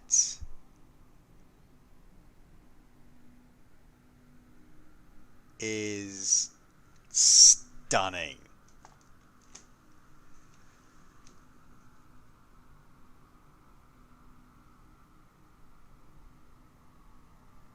Wow. There's the thumbnail. Pretty much.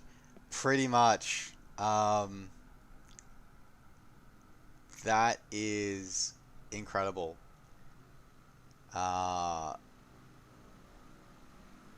Genuinely, that is just insane. That is absolutely crazy. I can't. Oh.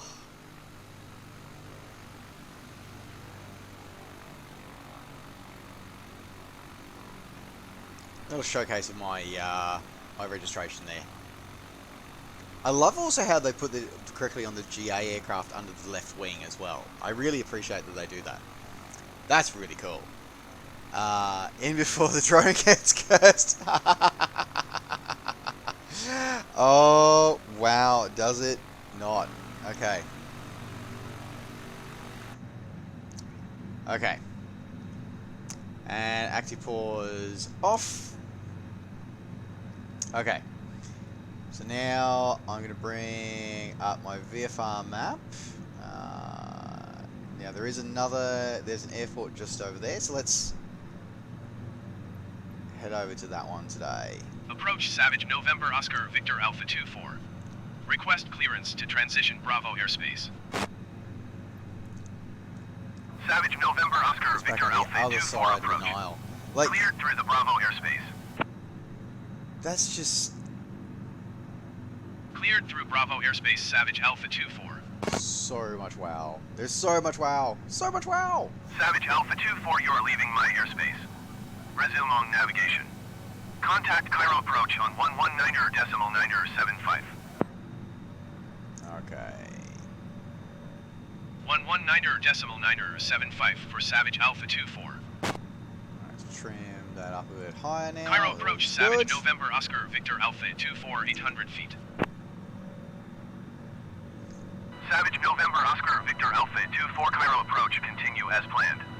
Altimeter 29.62. Alright. What we might do is see if we can get a look, and we'll go nearest airport, GAJ.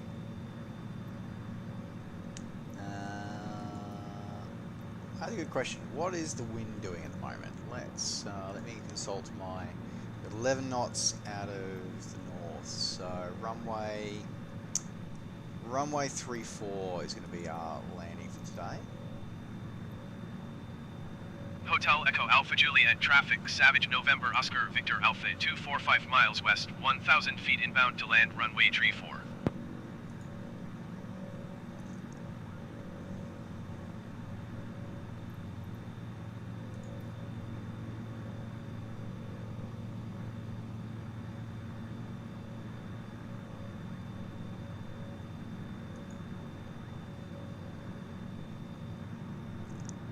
How many cameras? I only got about 4 or 5. Funnily enough, that's actually something that that bugs me about. So I use so interestingly, funny enough, well at least okay, I don't know about this one, but in the preview build I had before this one, there was no screenshot key, so I was having to rely on NVIDIA Shadowplay screenshot button. But the problem that I learned very quickly a couple of weeks ago, or last week when I started using it, was that if you take one screenshot, it has the little like thing saying up, congratulations, you've taken a screenshot using GeForce. It's like, well, that's great. But then if you take another screenshot, it screenshots it with that like notification still in it. I'm like, why? Why do you do that to me? Why would you do that to me? Just why? So only about like a tenth of my first few days worth of screenshots were actually usable. So need to figure out how I can stop having that as a thing in Shadowplay, because that's annoying. All right. Now to figure out where this one is, so bring that throttle back a little bit.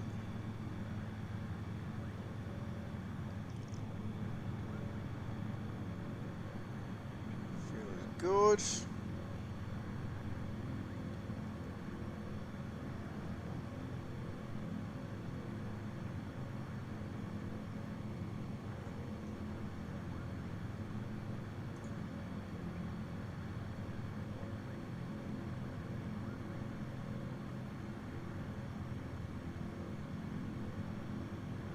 And keep our eyes peeled out for this strip, boys and girls.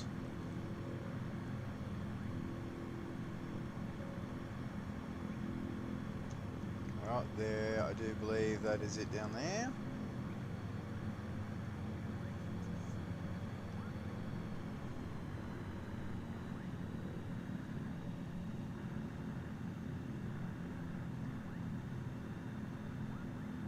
Definitely picking some unprepared strips for our landings tonight.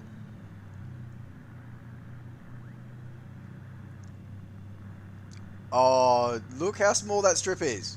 Oh, this is going to be fun.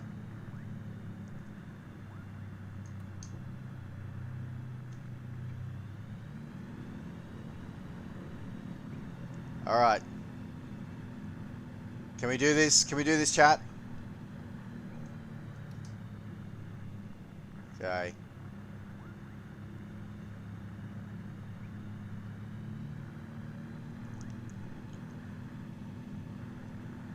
We got about 5 knot headwind.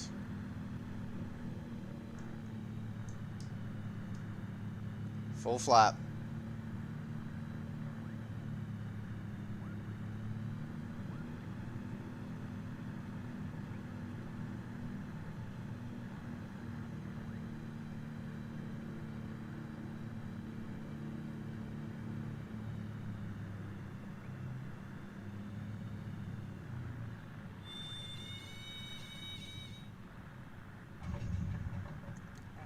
How about that? I still got it. I still got it. I still got it. Woo! That's awesome. All right, let's clean up and get off the this runway. Is it really a runway, or is it more of a more of a large helipad?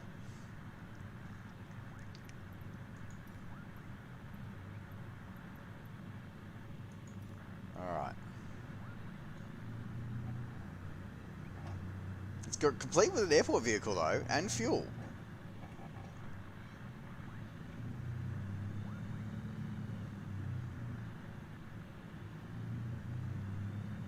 The fact that it has fuel here as well, I am impressed by. Well, now we know what the new default fuel looks like. There you go. Okay. So let's go with...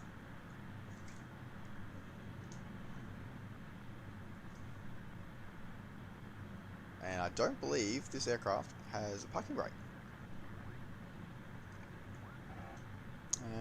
Let me see. There should be a parking brake somewhere, surely.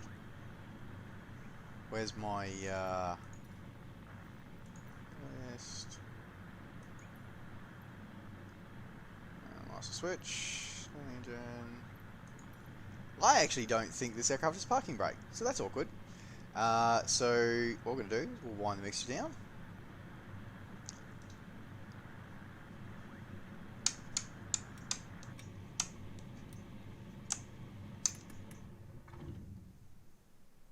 Aircraft shut down. There we go. We're done. Last flight of the night. And we're done. Alrighty. I cannot thank everyone enough for joining me on this little journey tonight. Cove just landed on a sandbar. Let me just quickly catch up on the chat here before we ran out tonight. It landed in a car on a sandbar. Well, you know, not gonna lie, it'll be coming I'm sure when we do cross backcountry tours in British Columbia. I'm sure we will be doing that. Watch out for the stones. I have to weld the gear back down. There is a runway. It's so small. Thank you very much for the soul landing. So Nuzzle, you're absolutely right. Small planes are a hell of a lot more fun to fly than big ones. Not gonna lie, it's true. They are, because you have to fight things a lot more. Like you feel the aircraft a lot more, and I've really found that even though we found a few bugs tonight in these streams, I've connected more with these aircraft than I have done previously, and I've been best testing this for a long time. Thank you very much. Thank you very much, Self5. I'm glad you enjoyed it. Bogey, you're 6. Thank you very much. I had a lot of fun. I'm glad you guys had fun as well.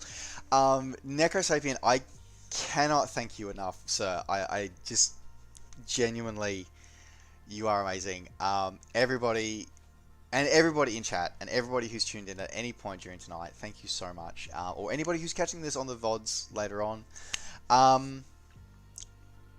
Folks, David, welcome. Thank you for the follow. Welcome to the crew. Folks, I'm going to go get a couple of hours sleep now, but I will be back for more streaming throughout this weekend. So I don't know whether we're going to pull another, because so far I've managed to stream for 8 hours so far, over 8 hours so far. But I'm sure we have more to go. So, folks, if you haven't already, make sure that you follow us here on Twitch, and make sure that you follow me over on Twitter. If you are a tweeter, head over onto Twitter. I'm NovaWing24.